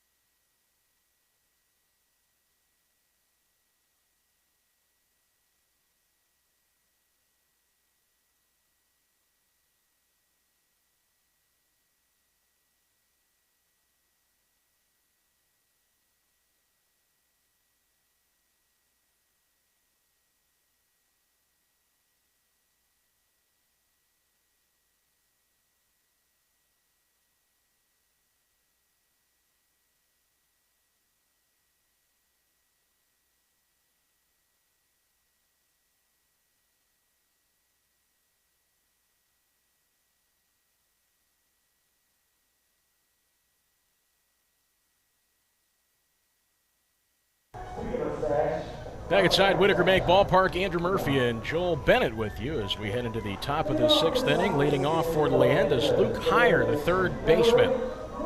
Legends up 3-2 on the Leyendas. Sean Johnson still on the mound, beginning his 6th inning of work as the first pitch is fouled up and over the rooftop down the first base line, 0-1. We got a little activity in the bullpen down on the Legends side. You got a guy getting loose. But Johnson's given 5 good innings. The 0-1 delivery. The fastball misses down and away. 1 ball and 1 strike. Warming up in the bullpen for the Legends is the righty Austin Dubsky out of Omaha, Nebraska. So we'll possibly see him a little later tonight. The 1-1. Swing and a miss. As that one is bounced off the knee pad of the catcher Cornett, the count moves to a ball and 2 strikes. Through 5 complete innings, Johnson's given up 2 runs, 1 of those unearned, scattered 5 hits, and he has stranded also in the game 4 base runners. So he's pitched well, struck out 6, walked 1. Good line for 5 innings work. Absolutely. He's out here getting the work in. 1-2, fastball drifts low and away and evens up the count 2-2 to the third baseman Luke Heyer. Slight shift of the infield to the left. Nobody on the bags. Johnson kicks back, kicks up, and fires. 2-2, taken low for a ball. And the count fills up, 3-2.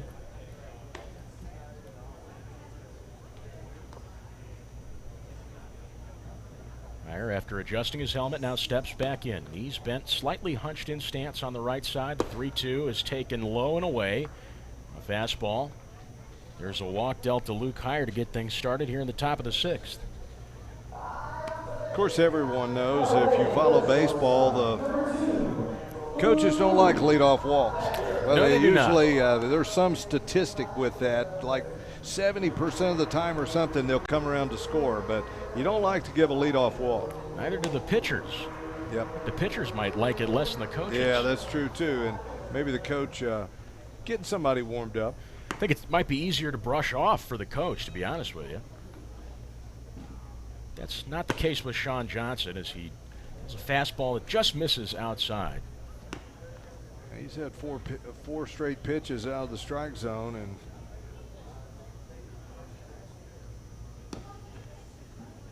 one ball, no strikes, the delivery. One's inside, misses a touch. Now 2 balls and no strikes.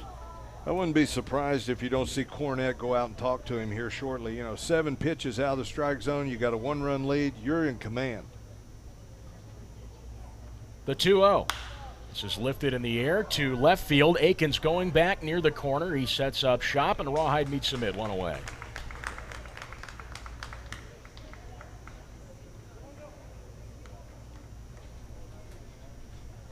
So Aikens retires Luke Becker on a fly ball to left field. Legends up on the Leyendas, 3-2 here in the top of the 6th as Sam Little, the right fielder. You know, just had this thought that is so much baseball. You know, no action in left field. Then all of a sudden, your guy's thrown 6 balls out of the strike zone. What happens? You got to be ready, and Aiken tracked that ball well. Looked like a routine play. Hey, he was in the game. Swing and a miss on the first pitch, a low fastball to Sam Little, 0-1. You know, if you were going to instruct younger players and all, that's what you'd say. Hey, stay with the game. Just the way he tracked the baseball, when you think it's not coming, your mind drifts, it will find you. On a very individual level, the pace of the game can change at a moment's notice. It's an incredible thing to watch. You are so right. Last time Aikens had a fly ball was back in the first inning. He hasn't seen a whole lot back there since, except on this last fly ball from Luke Becker. 0-1, 1 away, and the pitch to Little. Swung on, grounded to the second baseman, could be 2. DeJesus to second for 1. The throw to first is not in time. Little had the wheels turning, and he's aboard on the fielder's choice. Lukhire called out at the second base bag. 2 gone. Nice play defensively. Each club with only 1 error on each club through 5 complete innings of play. And again, routine play, fundamental baseball. If you don't walk base runners, if you don't put base runners on with walks and beat yourself with errors, you win some games. I mean, it's been good, solid baseball played tonight. So Sam Little aboard at first. His twin brother Webb Little readies up on the left side. The first pitch to him is looped foul down the first baseline. 0-1. Webb Little 0 for 2 this evening. Grounded into a 3-1 put out his first time up in the second. And he struck out looking back in the 4th. Sean Johnson picks up and drops the rosin bag behind the rubber. He'll toe the belt again. Wipe some sweat from his brow, and now looking for the sign from Cornette. 0-1 delivery. Check swing on an outside off-speed pitch. Great work there with the location by Sean Johnson to move the count to 0-2. Again, 12 miles per hour difference in the changeup versus the fastball. You mentioned the rosin bag. I'm a radio guy. I haven't seen the new MLB rule where you don't go to your mouth. Have you seen the damp cloth reach for it? The damp cloth, sure, with the COVID restrictions in place. 0-2, fastball just misses downstairs. Run the count to 1-2. I haven't watched enough on TV. Now, I listen to the Reds all the time on the radio, but do they go to it, damp cloth? You're like on the radio too. Again, I've been watching as much as you have. Yeah. I thought that was an interesting rule. 1-2. Check swung on. He did not. He went around. Yes. They're going to drop ring him third up. strike as Cornette tagged him, and the side is retired. They're going to call it. They're going to ring him up, and that's going to do it in the inning. No runs across the plate, no hits. There was a runner left, and we're midway through this ball game. It's a one-run game. You've got the Legends on top, 3-2. Legends and Leyendas back in just a few moments on the Legends Broadcast Network.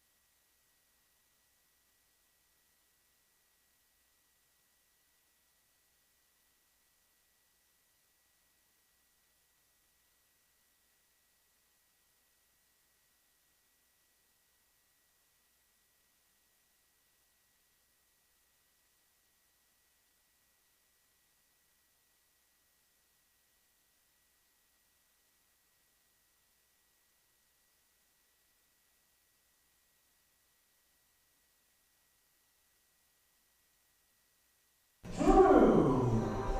3-2 Legends as we head into the bottom of the sixth inning. Drew Ellis up to bat for the Legends to lead things off.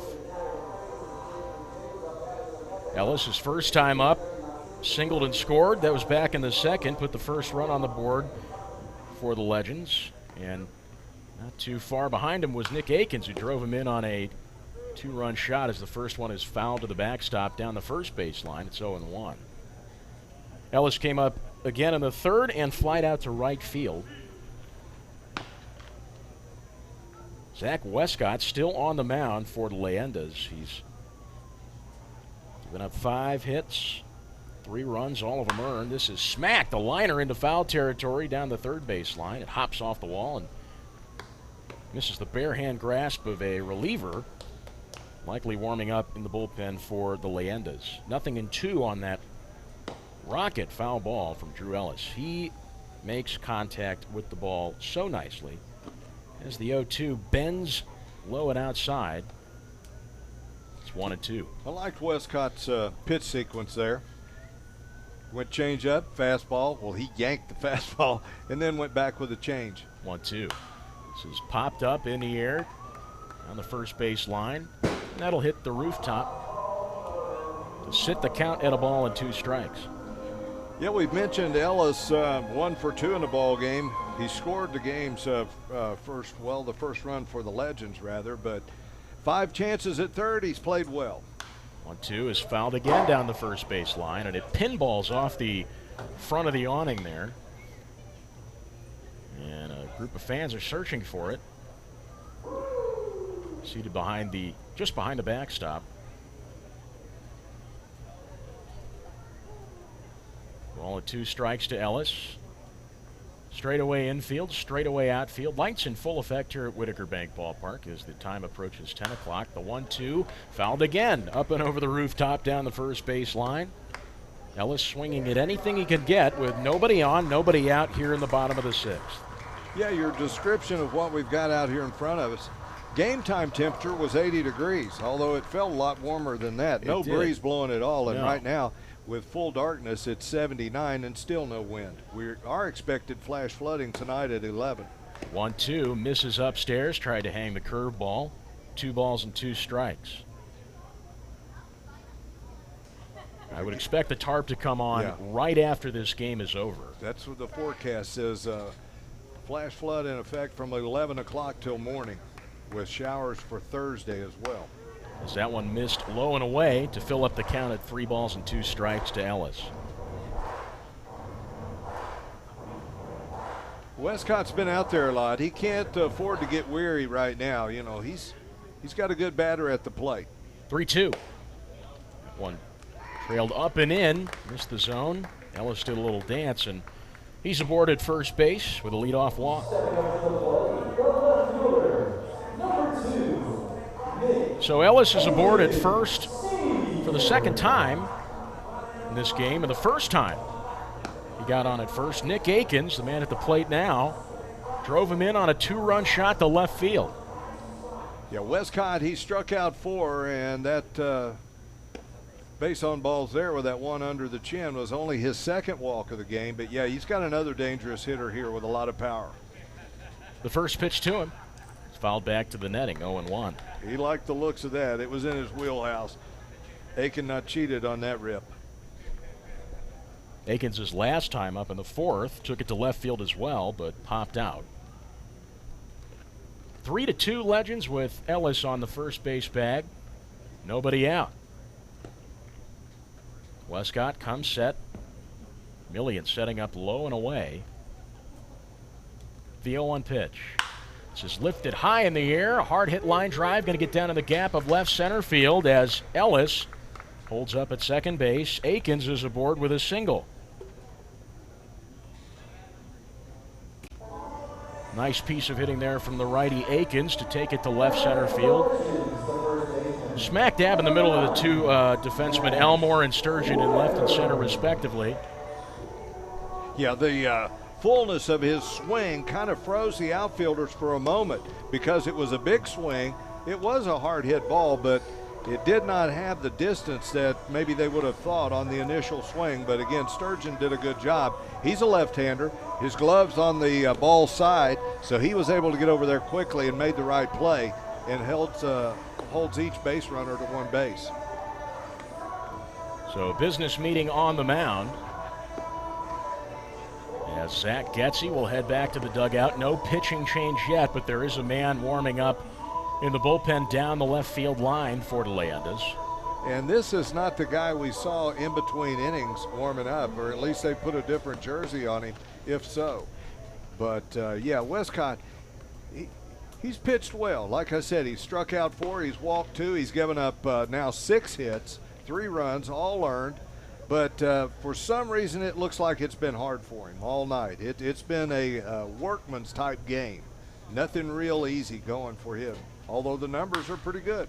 So rocket line drive into the stands, foul down the right field line. It's 0-1 to the first baseman, Matt Winokur.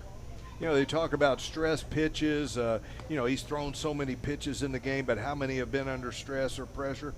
And despite not a lot of base runners, it just looks like nothing's really come easy for Westcott, but he's kept his team in the game. As he's ahead now on the first pitch foul ball from Matt Winokur. And the 0-1. This is fouled away again, this time. Woo! Right in that sweet. Right into the window, yeah.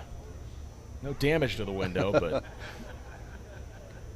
wasn't for lack of velocity. No, I think that's some power. Certainly. Yeah, it's some pop. Windows are pretty thick. Absolutely. 0-2 now to Winokur. And the pitch swung on, fouled back again.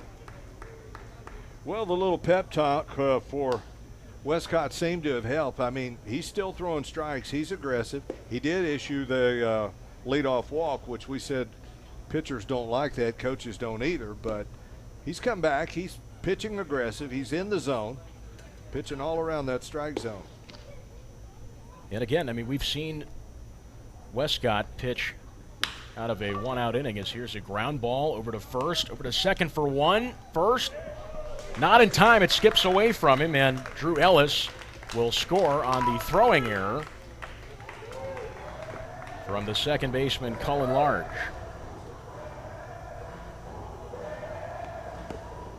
No RBI on that, and then moving up on the throw as well. Nick Akins. Yeah, Big up on the throw.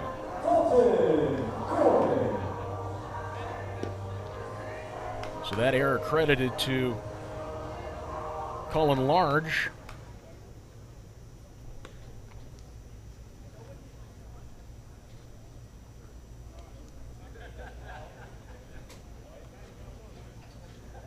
As Million out to give a few words to Zach Westcott. Scratch, that's Matt Winokur on the second base bag. Yeah, Whitaker advanced. They cut down Akins onto first baseman, and that was a nice play. I mean, you have to think in baseball, what are you going to do if the ball's hit to me? And there was no indecision on Webb Little's part.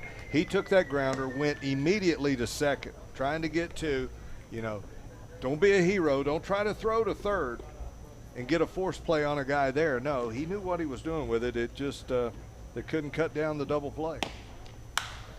There's a liner opposite, past the reaching glove of Hyatt, rolls into left field.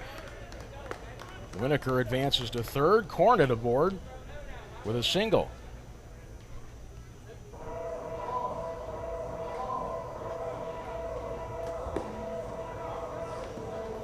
And that may be all for Westcott. You got the second trip here to the mound in the inning, and he's going to pitch into this ball game. He's going to go, what do we got, 5 1/3 of an inning.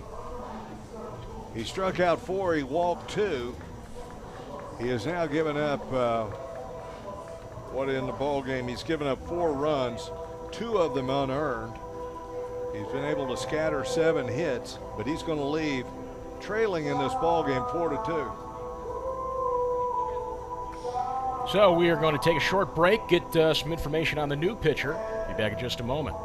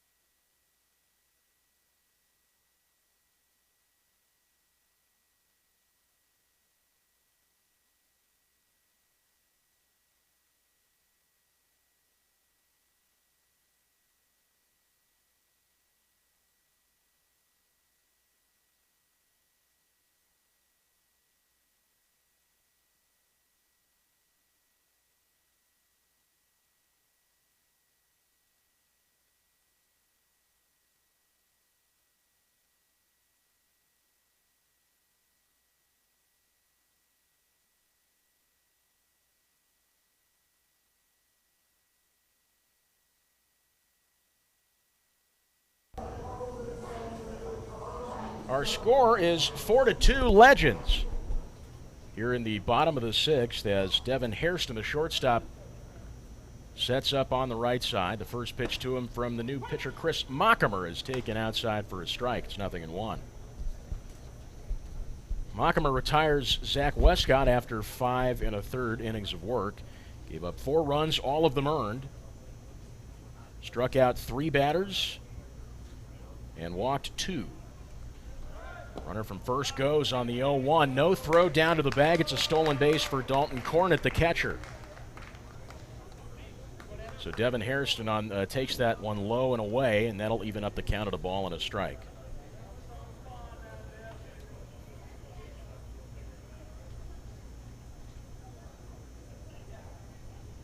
Hairston, the righty, now facing the righty Chris Mockemer, who steps off, shakes himself off rather.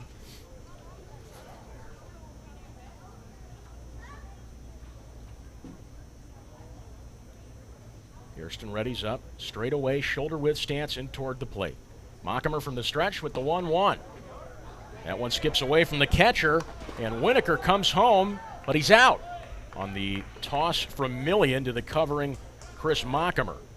So 2 gone as Winokur was caught stealing. That would be caught stealing. It'd just be a 2-1 put out on the pass ball, rather.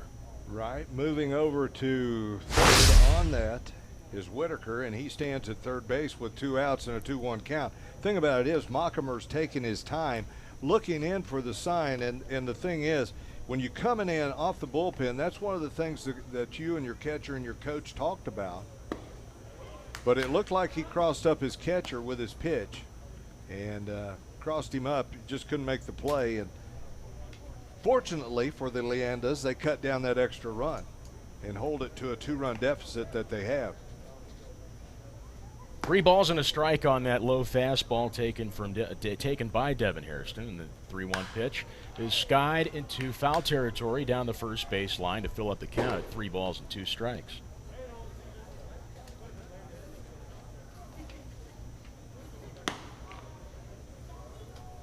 So Mockemer on the mound now. You don't see that often, cutting them out down at home plate like that. No, you don't. On one that's bouncing up there. So good for the Leyendas. They got crossed up on the signs, but they recovered. The payoff pitch. Swing and a miss, and the side is retired. So the Legends bring home another run on a throwing error by the shortstop Becker. And they extend their lead over the Leyendas 4-2. We head to the top of the 7th inning. Leyendas showing Mike Millian, Duran Elmore, and Cole Sturgeon when baseball returns in just a few moments on the Legends Broadcast Network.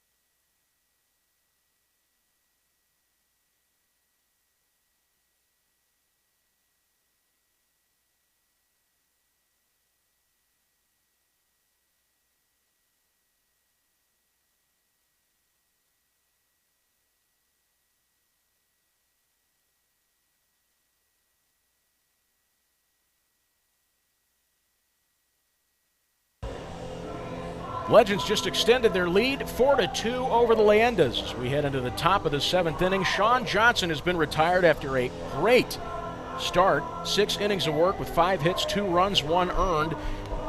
Only walked 1 batter and struck out a whopping 7. A great night for Sean Johnson as he's replaced by the righty Lincoln Hensman, 6'2", 205. In 7 innings pitched so far this season, he's given up 14 hits, 9 runs, 8 of them earned. Walked 2 batters and struck out 9. So to get things started here in the top of the 7th, he'll face the catcher Mike Millian. Millian, wide open stance on the right side, taking up most of the box. Righty Hensman deals. Misses down and away on an off-speed pitch. 1 ball, no strikes. From Hensman, you can expect a fastball topping out at 95, a cutter upper 80s. That was that fastball to Million, and a changeup, the 1-0.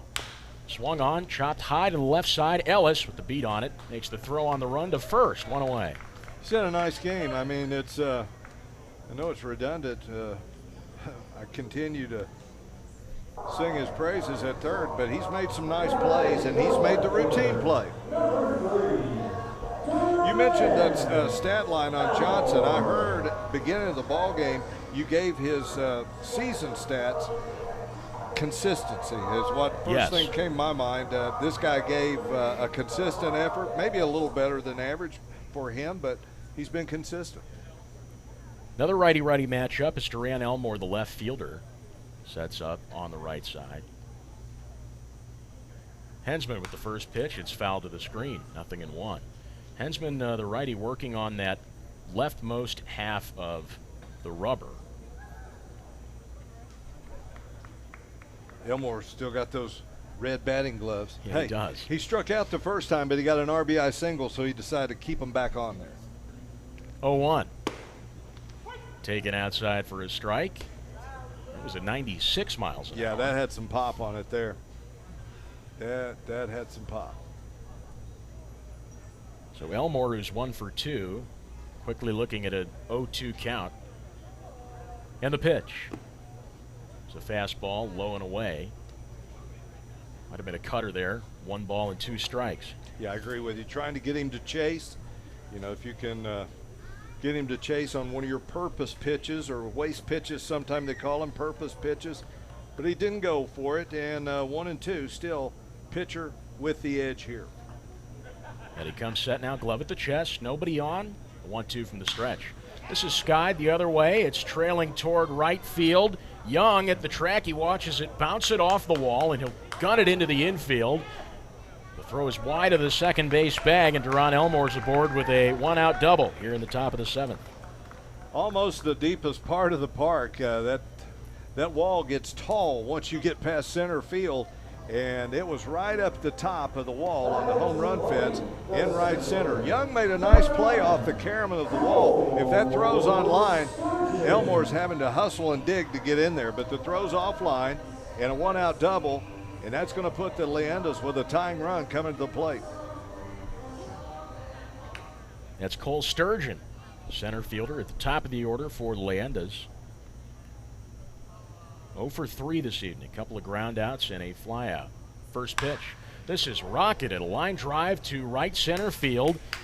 Elmore got kind of a late start off the bag, but as Revere picks it up and Elmore has rounded the third base bag, he comes in into home plate, closing the deficit again. It's the second double in a row. Cole Sturgeon on second, drives in Duran Elmore. Yeah, they've rudely greeted Lincoln Hensman. Hensman came in throwing smoke. He's still got gas. He's fresh. His first inning of work after coming in from the bullpen. But after getting a ground ball on 2 pitches to record 1 out, back-to-back doubles, plates a run, and pulls the Leyendas to within 1. So same situation with Cole Sturgeon on the second base bag. Here's Cullen Large. And if you want to talk extra base hitting, this guy's hit 2 doubles tonight as he chops this one foul down the first base line. It's 0-1. Yeah, his last time up, strikeout swinging, but that was one of those nice plays there by the catcher, Cornett. Foul tip, he hung on, ring him up. It's 0-1 to the switch hitting Large with the righty Hensman on the rubber. Batting from the left side, the 0-1. This is skied to left field. It'll drop into foul territory near the parking lot. Yeah, Hensman, he's got some giddy up on that fastball. I mean, just by evidence of a good hitter like Large, we mentioned 2 doubles. He had pulled Johnson both times into the right center gap. That time he tried to look as long as he could at Hensman's fastball.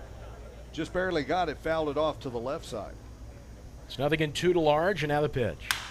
It's a weak ground ball to the right side, right at DeJesus. He scoops it up and sidearms to first. 2 gone. Yeah, a lot of heat on that pitch, too. It broke the bat. of Large, and he just carried it down to first base with him. You could hear it snap, and you know you're throwing what they call a heavy ball, a hard pitch, when you can break a bat like that. So Large retired on the 4-3. That advances Cole Sturgeon to third base on the fielder's choice. And with 2 gone and Cole Cottom coming up to the dish. This guy's due, Andrew. He's 0 for 3. Strikeout swinging, then 2 back-to-back groundouts. He's a hitter. He's been put in the DH slot, like you said, given some relief from catching. See if he can't tie this one up. Seems like a good recipe for success, but he takes the first pitch fastball downstairs. 95 on that one from Hensman. So the velocity's there for Hensman, not quite the control. Well, I heard you say that like 9 runs given up in so many innings. Right here's a deep one. Sky to straightaway center field. Revere is there and will put Cottom away to retire the side. So the Leyendas put another run on the board. The score is now 4-3 Legends. Legends back up to bat in the bottom of the 7th, showing Ben Revere, Eric Young Jr., and Ivan DeJesus Jr. Legends and Leyendas baseball brought to you back in a moment on Prepspin.com and the Legends Broadcast Network.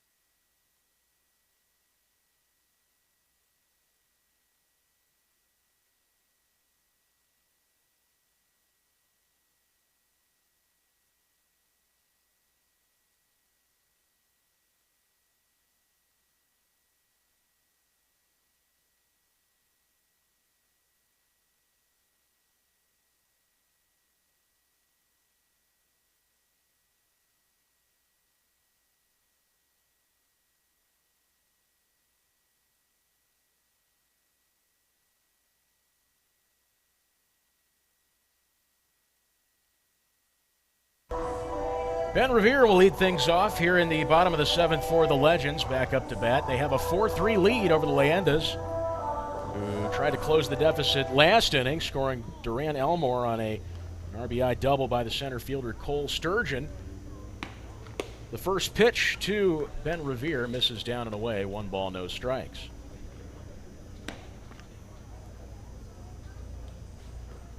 Righty-lefty matchup, the 1-0. Swung on, grounded just fair down the first base line. It's scooped up by Little and tossed to the covering Mockemer, 1 away. Mockemer working in tandem with Little, working deep near the outfield grass down the first base line to retire Revere on a 3-1 ground out. Now here's Eric Young Jr., the right fielder.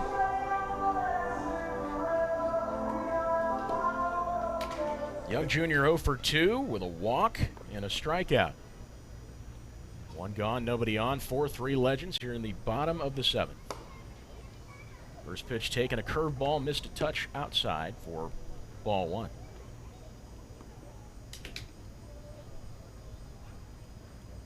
Mockemer from straightaway with the 1-0. Change up, found the outside edge, 1 ball and 1 strike. Pretty good sequence. He doubled up on him this time, as you mentioned. He got just enough the plate to get a called strike. And he deals the 1-1. Swing and a miss. Good looking curveball there. Doubled up. 1 ball, 2 strikes. You could see him release, and the key to that curveball is the follow through. I mean, you got to pull down like you're pulling down a shade, and he did. He pulled down, got the nice rotation. Looks into Million, gives him the nod. Now steps back, kicks up, and fires the 1-2. It's a fastball inside, 94 on the gun from Mockemer. Yeah, it's going to take maybe these guys to get on the same page, Million and Mockemer. As you mentioned, Mockemer gives him the nod. Well, it always has not been the case. This one is fouled back to the screen. 2 balls and 2 strikes.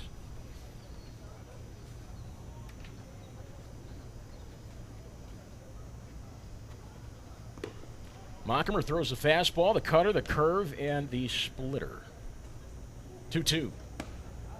Off the breaking ball there, missed the zone. Tried to come with the backdoor breaking pitch. It may have been just up a little bit. It had plate coverage. Could have been high. Look around the letters there. Choking up on the bat, those young. 3-2. Called strike 3 on the fastball right down the pipe. 2 gone. Yeah, that was a pitcher's pitch there. Down and away. The outside corner at the knees with a little hair on it, as the cowboy Jeff Brantley would say. Brantley says it got a little hair, or sometimes a curveball he'll say, drop the yellow hammer. He dropped the old yellow hammer on it. Strikeout number 2 for Chris Mockemer. Eric Young sits down looking, and Ivan DeJesus Jr. steps up. One misses outside, an off-speed pitch to move the count to a ball and no strikes. DeJesus Jr. Got aboard on an error his last time up in the 5th, singled in the 3rd, and flied out in the 1st. 1-0. Fastball nicks the outside corner, 1 ball and 1 strike. You know, interesting thing here, Andrew, the Leyendas, they have not had a 1-2-3 inning since the opening frame. The opening at bat of this ball game was 1-2-3. After that, they have not had a 1-2-3, and now Mockemer trying to get one. And there was a good pitch. Yeah, missed low with the curveball. Great movement on it. If it were a little higher, would have been called for strike 2. Nevertheless, the count moves to 2-1. Trying to get a 3-up, 3-down. They've gone quite a ways in this ball game without achieving that. 2-1. Fouled away. It's protected by the screening. 2 balls and 2 strikes to DeJesus Jr. Activity in both bullpens here as we play baseball in the 7th, with the Legends on top 4-3. Both bullpens getting their men ready in a 1-run game. Each team with 7 hits. Leyendas have committed 2 errors, 1 for the Legends. Yeah, Dubsky's still warming up in that bullpen down the right field line for the Legends. The man warming up down the left field line for the Leyendas. The 2-2. Curveball hung it high and missed the zone to fill up the count at 3-2 to Ivan DeJesus Jr. Well, DeJesus Jr., he's a pro. You know, he got down in the count 0-2, and now he's worked it to a full count. Factor in a couple of foul balls. He's swinging here if it's anywhere close. The payoff pitch. Swung on. Foul to the netting down the first base line. DeJesus Jr., a pro, keeping himself alive. 4-3 Legends here in the bottom half of the 7th. 2 gone, nobody on. Righty-righty matchup. Mockemer looking into Million for a pitch. Yeah, these guys stare at each other for some time. They get the signs right. Popped up foul over the rooftop down the first base line. Still a 3-2 count.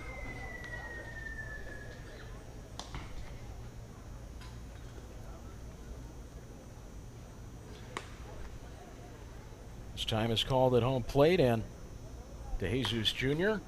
stretched himself out. Digs back in on the right side. Opens up his stance, shoulder width. 3-2. Swing and a miss on the outside with a fastball, 96 miles an hour. There's a 1-2-3 inning, like you said, Joel, and the Legends are still on top 4-3. Top of the 8th coming up. Leyendas showing Luke Heyer, Luke Becker, and Sam Little when baseball returns in just a few moments on the Legends Broadcast Network.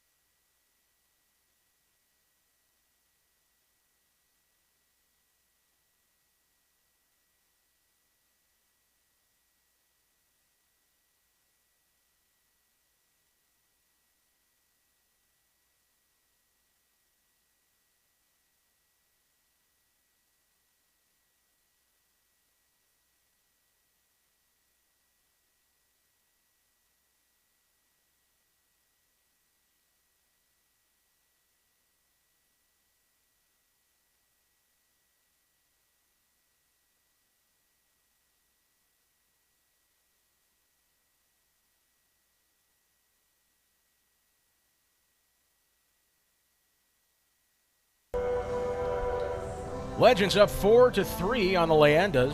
Leyendas back up to bat here in the top of the 8th, showing Luke Heyer. Lincoln Hensman is retired after an inning of work, giving up 2 hits, 1 run that was earned, no walks and no strikeouts. Austin Dubsky replaces him, the righty, 6'4", 200 pounds, out of Omaha, Nebraska. This season he's thrown 13 1/3 innings with 13 hits, 7 runs, 6 of them earned, 13 walks and 13 strikeouts. He throws a 5-pitch arsenal, 2-seamer, 4-seamer, curveball, slider, and a changeup, and he deals the first one to Heyer. It's taken high and away for a ball, 1-0.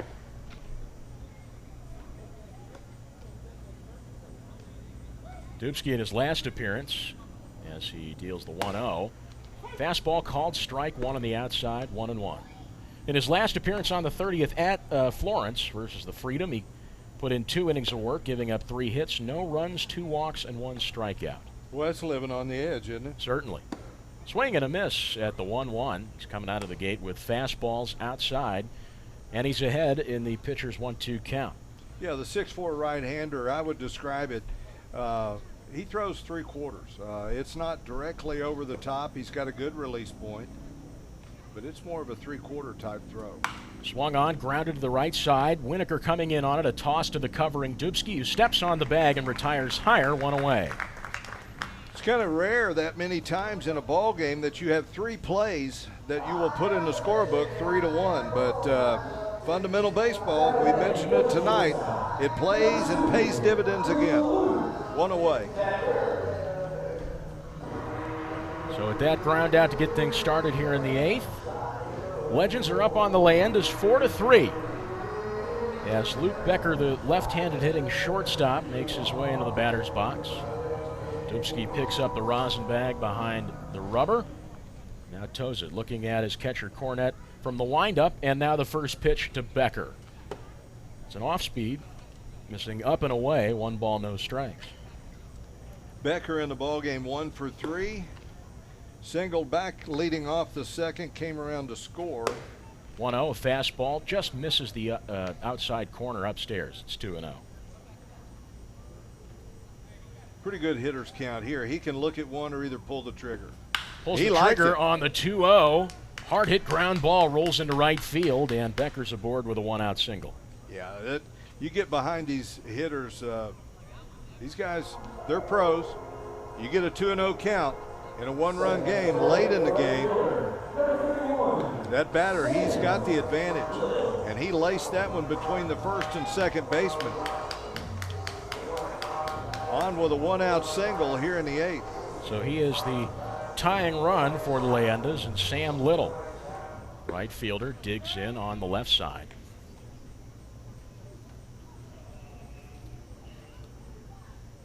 Dubsky now working from the stretch, and the first pitch is an off-speed, missed a touch upstairs, 1-0. Little struck out, looking his first time up in the second. He flied out to the shortstop in the 4th and got aboard on a fielder's choice his last time up in the 6th. 1-0, runner goes. The pitch is high, and the throw down to second is not in time per Manny Gonzalez in the field. The count moves to 1 ball and no strikes. Good pitch for the catcher to throw on. It was a high fastball up and outside. The left-handed batting, Little, could pose a problem if you're bouncing up out of there as Dalton Cornett would, but with the pitch, not that it was a pitch out, but it was up and away, a good pitch to throw on. So good speed by Becker to take second. That is Becker's 11th stolen base on the season. He leads the team in the category as the 2-0, or the 1-0 rather. It's 2-0, sails high for ball 3. You know, and the optimal word there that you said was high. Every pitch that's out of the strike zone off the hand of Dubsky has been up in the zone. That's not a good recipe in a 1-run game. He's up again. 3-0, misses up and in, and it's a 4-pitch walk to Sam Little. So 2 men on the bags now with one man gone. 4-3 Legends here in the top of the 8th. Dubsky now facing Webb Little, the first baseman, who is 0 for 3. 3-1 put out back in the second, and a pair of looking strikeouts, 1 in the 4th and 1 in the 6th. Yeah, Dubsky's been missing up in the zone. He's thrown 6 straight balls. We'll see what happens here if he's swinging or taking. And the first pitch. Swung on, lined hard down the right field line, bounces off the roof of the stables and lands in the party deck. 0-1. The party deck, of course, a popular hangout spot for Thirsty Thursdays, presented by Lexington Brewing and Distilling Company. Cheap beer tomorrow night here at Whitaker Bank Ballpark. All domestic cans are $2 and all Kentucky Ale products are $3. Thanks to our friends at Lexington Brewing and Distilling Company, as the 0-1, a fastball misses up and away to even up the count at 1 ball and 1 strike to the lefty Webb Little.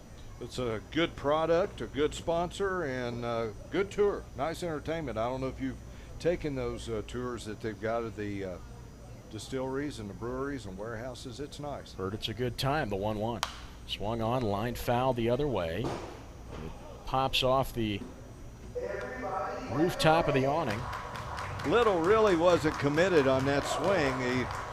He actually fought it off. As Andrew described, it went the other way, fouled it off, but not a real committed swing. So he looks at a 1-2 count now as Dubsky gives Cornett the nod, glove at the waist, and the 1-2 from the stretch. Popped up and fouled over the rooftop behind home plate. The count remains at 1 ball and 2 strikes.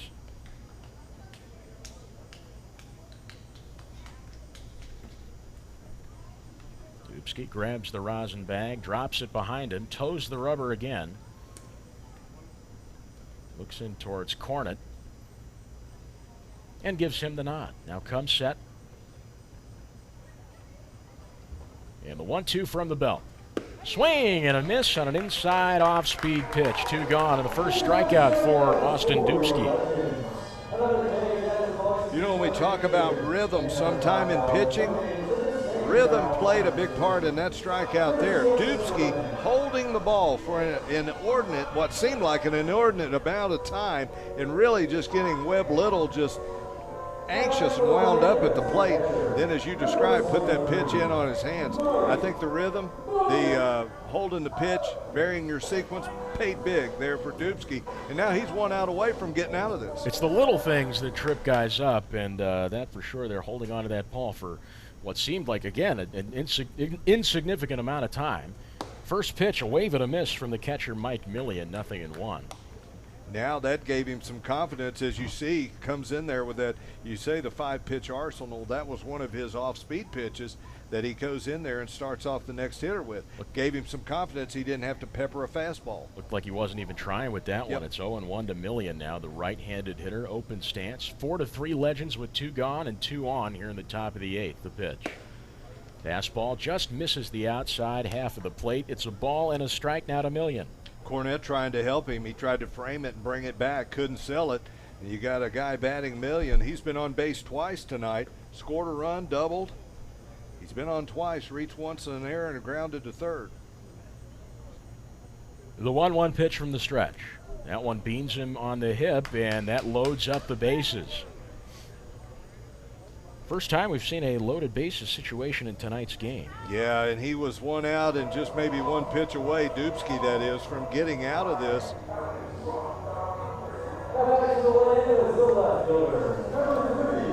Our score is 4-3 Legends here in the top of the 8th. Ducks on the pond. Becker at third, Sam Little at second, and Mike Millian at first. He was just hit on the left hip. You know, and the interesting thing about the Legends defense, the bases are loaded. Not saying, I mean, you don't play anybody in with 2 outs, but they're not guarding the line down the first base side. Playing a little snug is Ellis at third, but there's room down those lines. That outside pitch, a called strike to Duran Elmore, the left fielder. And with 2 outs, these guys are going to be running with contact. And any kind of hit down the line, possibly, a 2 will score, possibly even more. Dubsky with the 0-1. Swung on, chopped to the left side. Ellis with a beat on it, steps on the bag, and retires the side. There's that man again, Ellis. He's had about 7 chances tonight. He's been slick with the glove. Loving Ellis at the hot corner tonight as Austin Dubsky skates by, stranding the bases, and 4-3 is our score in favor of the Legends. We head to the bottom of the 8th. Legends back up to bat with Brandon Phillips, Drew Ellis, and Nick Akins. Baseball back in a moment on the Legends Broadcast Network.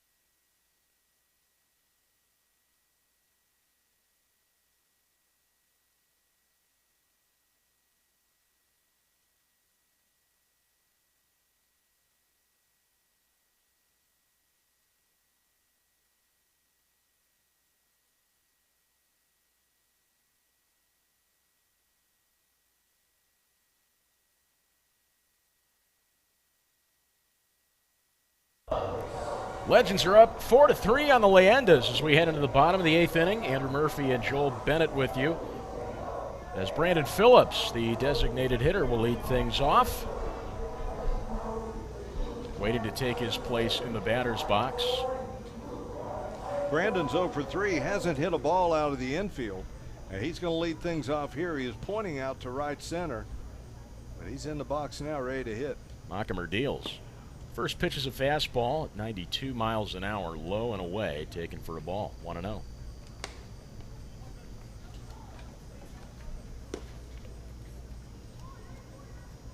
Phillips' helmet, you might notice, is a bit different than the rest of his Legends teammates. The 1-0 pitch. Swing and a miss. He was hacking for the fences there as he evens up the count of the ball and a strike. But as I was saying about his helmet, he modified his alternate, I think it was the throwback helmet, his Atlanta Braves uniform. Yeah, the Braves had that the first time I recall seeing it, back about the year Hank Aaron set the home run record. 1-1 is lifted in the air to straightaway center field. Sturgeon backs up a few steps and makes the catch, 1 out. Baltimore Orioles also had a variation of that. The Padres with that nasty-looking brown and yellow. Oh, you don't like that? Well, it's okay. I love that. Did you like the brown and yellow? I think it's a great rebranding. I like it. If you're thinking Padre, I think of the brown. Yeah, well, yeah. So they used to have the brown pinstripes. Yeah, I would go for that. And the brown and that gold, orange lettering, yeah. That gold, I don't know, but yeah, the brown. I think it's more lends itself to Padres rather than navy and blue. I liked the navy and blue. The logo with the during the navy and blue years was kind of cool, but I think it was definitely time for a rebrand for them. And hey, they've made headlines recently as the 1-0 pitch is thrown to Ellis. Wanted to go around on that called strike one, down and away. It's a ball and a strike. 4 teams in the National League playing baseball over 500. The Padres, one of them. Problem is they're behind the Dodgers, who's boasted out with a 26-10 record. For real. And in San Diego, they've only lost 14 games, but you got a 4 or 5 game you're behind your division leader. But really, they really did get better, and they even picked up another pitcher. They got Mike Clevenger from the Indians, right. And they also picked up Greg Allen on that trade as well as the 2-1. Sails past him on the inside, rather, a fastball. Runs the count, 3 balls and a strike to Drew Ellis. You know, they dropped the bank, spent a mint on Manny Machado. And, yes. And now they're building some players around him. Swing and a miss on the 3-1. And on that note of MLB, did they also get Mitch Moreland to power yes, hitting they got Mitch Moreland. Mitch Moreland was at first. In his debut, he was at first base replacing Eric Hosmer, who took the DH spot. Not sure how long that's going to last, but it'll be interesting to see them down the stretch as Ellis takes one outside for a walk. Ellis on for his 3rd time in the ball game, and actually 3 official at bats, but as he got his 2nd walk, he singled and scored as well. Factor in a fly ball to right field and 5 sparkling plays in the infield. He's had a good night. And the man in front of him made some magic happen with Ellis aboard at first. Nick Akins digs in on the right side, had a 2-run homer back in the 2nd. He flied out and singled in his 2 other plate appearances. Mockemer working from the stretch now, and the first pitch. Off-speed misses high, 1 ball, no strikes. I'll get off that MLB subject, but no, we not were at all. talking about Moreland coming over. You mentioned Hosmer. I forgot about it. After they win the World Series with the Royals, he comes over. But the Red Sox fans, wow, I bet they're really moaning this year. They lose Mookie Betts, they lose David Price, and then now their team's in last place. 1-0 misses inside. Maybe one of the worst records in MLB. Yeah, and it's a surprise from the Red Sox, who especially in the past 20 years have seen, 4 World Series championships? I mean, that is a downer to Red Sox fans, especially the younger ones. I agree. Who have grown up with such a successful team, and now they have to bear the brunt of what their ancestors dealt with for 108 years. That's true, and not 108. What was it, 86-year drought for the Red Sox? Yeah, they went without a World Series World Series title, and actually came back and got one. I think about that. It's almost like they've just this abbreviated season. Well, let's just wash our hands of it. We'll start again next year. 3-0 misses outside. It's Wow. a 4-pitch walk to Nick Akins. That'll advance Ellis to second base. 2 walks in a row for Chris Mockemer. No action in the Leyendas bullpen. 4-3 Legends over the Leyendas here in the bottom of the 8th as catcher Millian out to exchange a few words with Chris Mockemer. Staying on the MLB subject, we received the unfortunate news just a while ago that Hall of Fame pitcher Tom Seaver has died at the age of 75. Man, he was awesome. Tom, terrific. Number 41, a pitcher that really used his lower body. You talk about leg drive. He would get down. His front right shin would be dirty from him getting so low and pushing off that rubber. Just a really great Hall of Fame pitcher. Mockemer with the first pitch to the lefty Winokur. It's fouled off to the screen. 0-1. You mentioned the catcher, Millian, going out there to talk to him, try to settle him down after back-to-back walks. They want to get the infield set, too. It wouldn't be above this team to pull a double steal with 1 out in a 1-run game. 2 runners on. Righty-lefty matchup. Time is called at the plate. And, we had the pass ball, wild pitch. They did cut the runner down at the plate. They've looked at each other's signs. So these two, the pitcher, Mockemer, and the catcher, Millian, they're trying to get on the same page here. Infield and also the pitch selection. 0-1. Swung on, chopped up the middle. Becker heading back to the infield. A toss to second for 1. And the covering large can't get the throw off in time. Didn't have a direct route to first base, so he'll take the 1-out fielder's choice hit into by Matt Winokur. Akins was called out on that 6-4 fielder's choice. Ellis advances to third.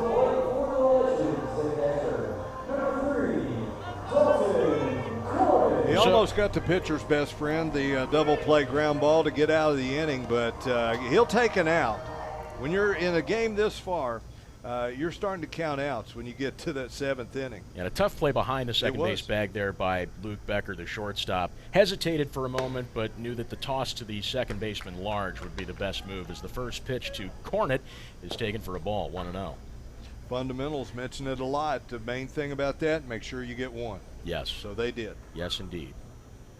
Mockemer from the stretch, runners on the corners, 2 gone. The 1-0 is skied to shallow left center field. 3 men going after it. Becker has a beat on it and makes the catch for out number 3.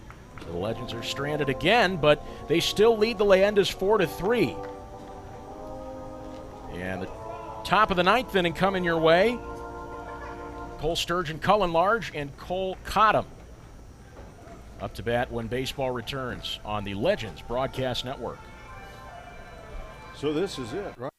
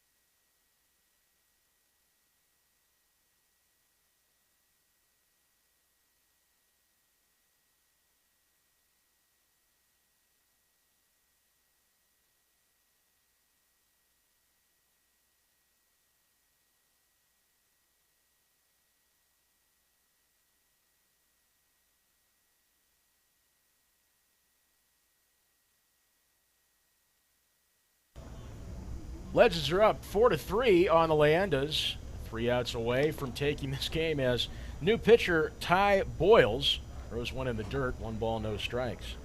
Boyles retires Austin Dubsky, who through 1 inning of work gave up 1 hit, no runs, walked a batter, and struck out another. Boyles 6'3", 270 pounds. There's one on the inside that missed a touch, 2 balls and no strikes. Throws a fastball that sits in the low 90s, a slider, and a changeup. First lefty we've seen tonight on the mound.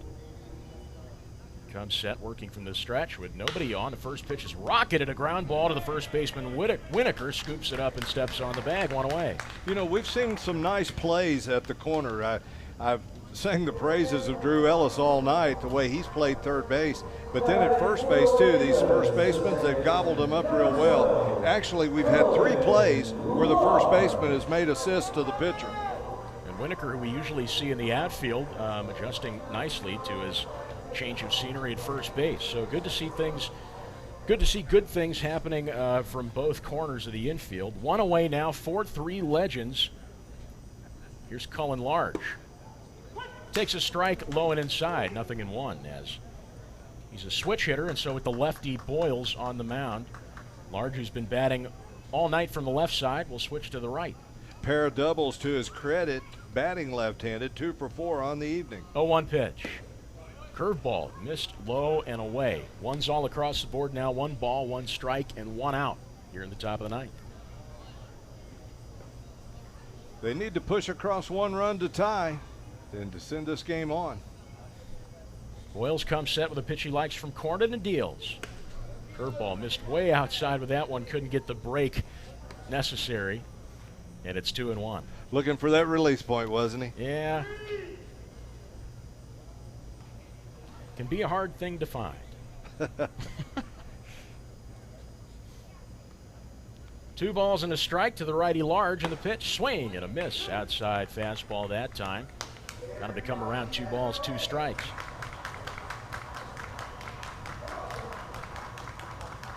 Yeah, Boyles throwing that ball. You know, none of his pitches have been the same according to the radar gun. He's changing speeds. He deals the 2-2.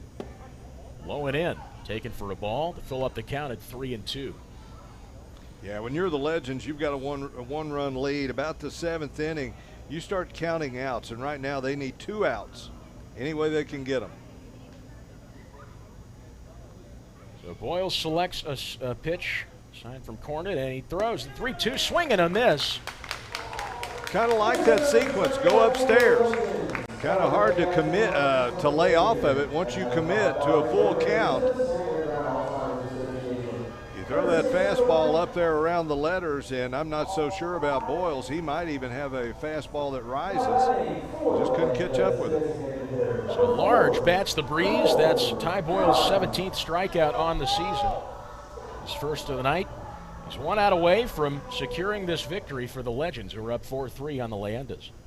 Cole Cottom at the dish now, slightly knees bent, closed off stance. Takes a first pitch curveball downstairs for strike 1. Cottom is 0 for 4 this evening with a pair of groundouts, a swinging strikeout, and a flyout. Ready's up on the right side. The lefty Boyles comes set. Front foot staggered. He deals the 0-1. Swing and a miss. A low fastball. 0-2. Right now you got Ellis guarding that line at third. You don't want any extra bases here in the late part of the game. 0-2 count, nobody on the bags. 2 gone here in the top of the ninth. Legends up 4-3 on the Leyendas. Boyles deals. That one's a fastball. Missed low and in the dirt. Oh, out inside and in the dirt. Yeah, I think 1 ball, 2 strikes. Marvin King's going to walk that one off. We'll see if he dusts the plate off with his brush there. Try to buy himself some time. The catcher, he's being a pro, letting his umpire kind of walk it off a little bit. So a meeting adjourned between Cornet and Ty Boyles. Cornet squats down behind home plate. Boyles with a deep breath. Low at his right thigh. He's looking in for a sign from Cornet. He's got one.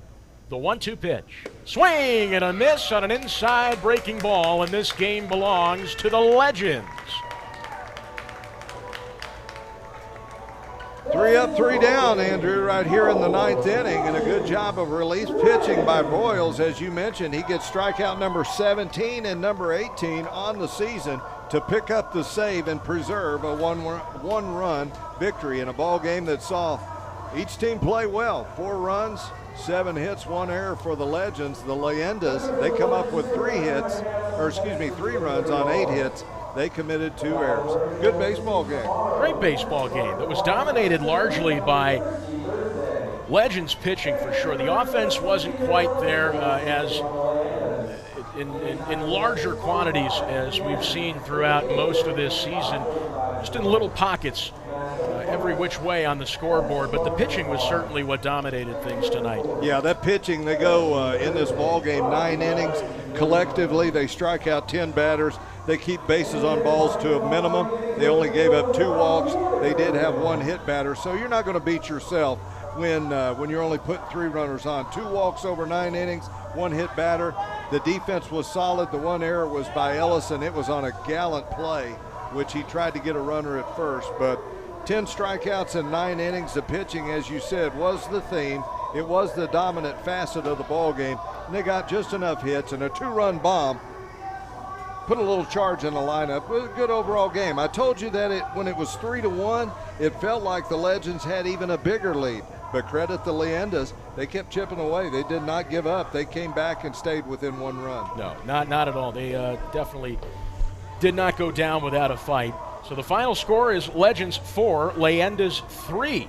That's going to do it for us here in the press box at Whitaker Bank Ballpark. I want to thank my broadcast partner, Joel Bennett, for joining me tonight. Thank our producer, William Warfield, our PA announcer, Jack Haynes, our home plate cameraman, Joe Allen. It's the crew here in the press box. And Andrew, thanks for having me. Absolutely, Joel. Thank you for coming on with us. Join us tomorrow night, same time, same team, 6:45 first pitch. It is Thirsty Thursday. Come on out and get $2 domestic cans and $3 Kentucky Ale products for Thirsty Thursday. It's also Pepsi Bark in the Park night. So come on out, bring your furry friend out for a night at the ballpark. Should be a great time. Legends and Leyendas tomorrow at Whitaker Bank Ballpark. First pitch is 6:45. This is Andrew Murphy saying so long. We'll see you tomorrow.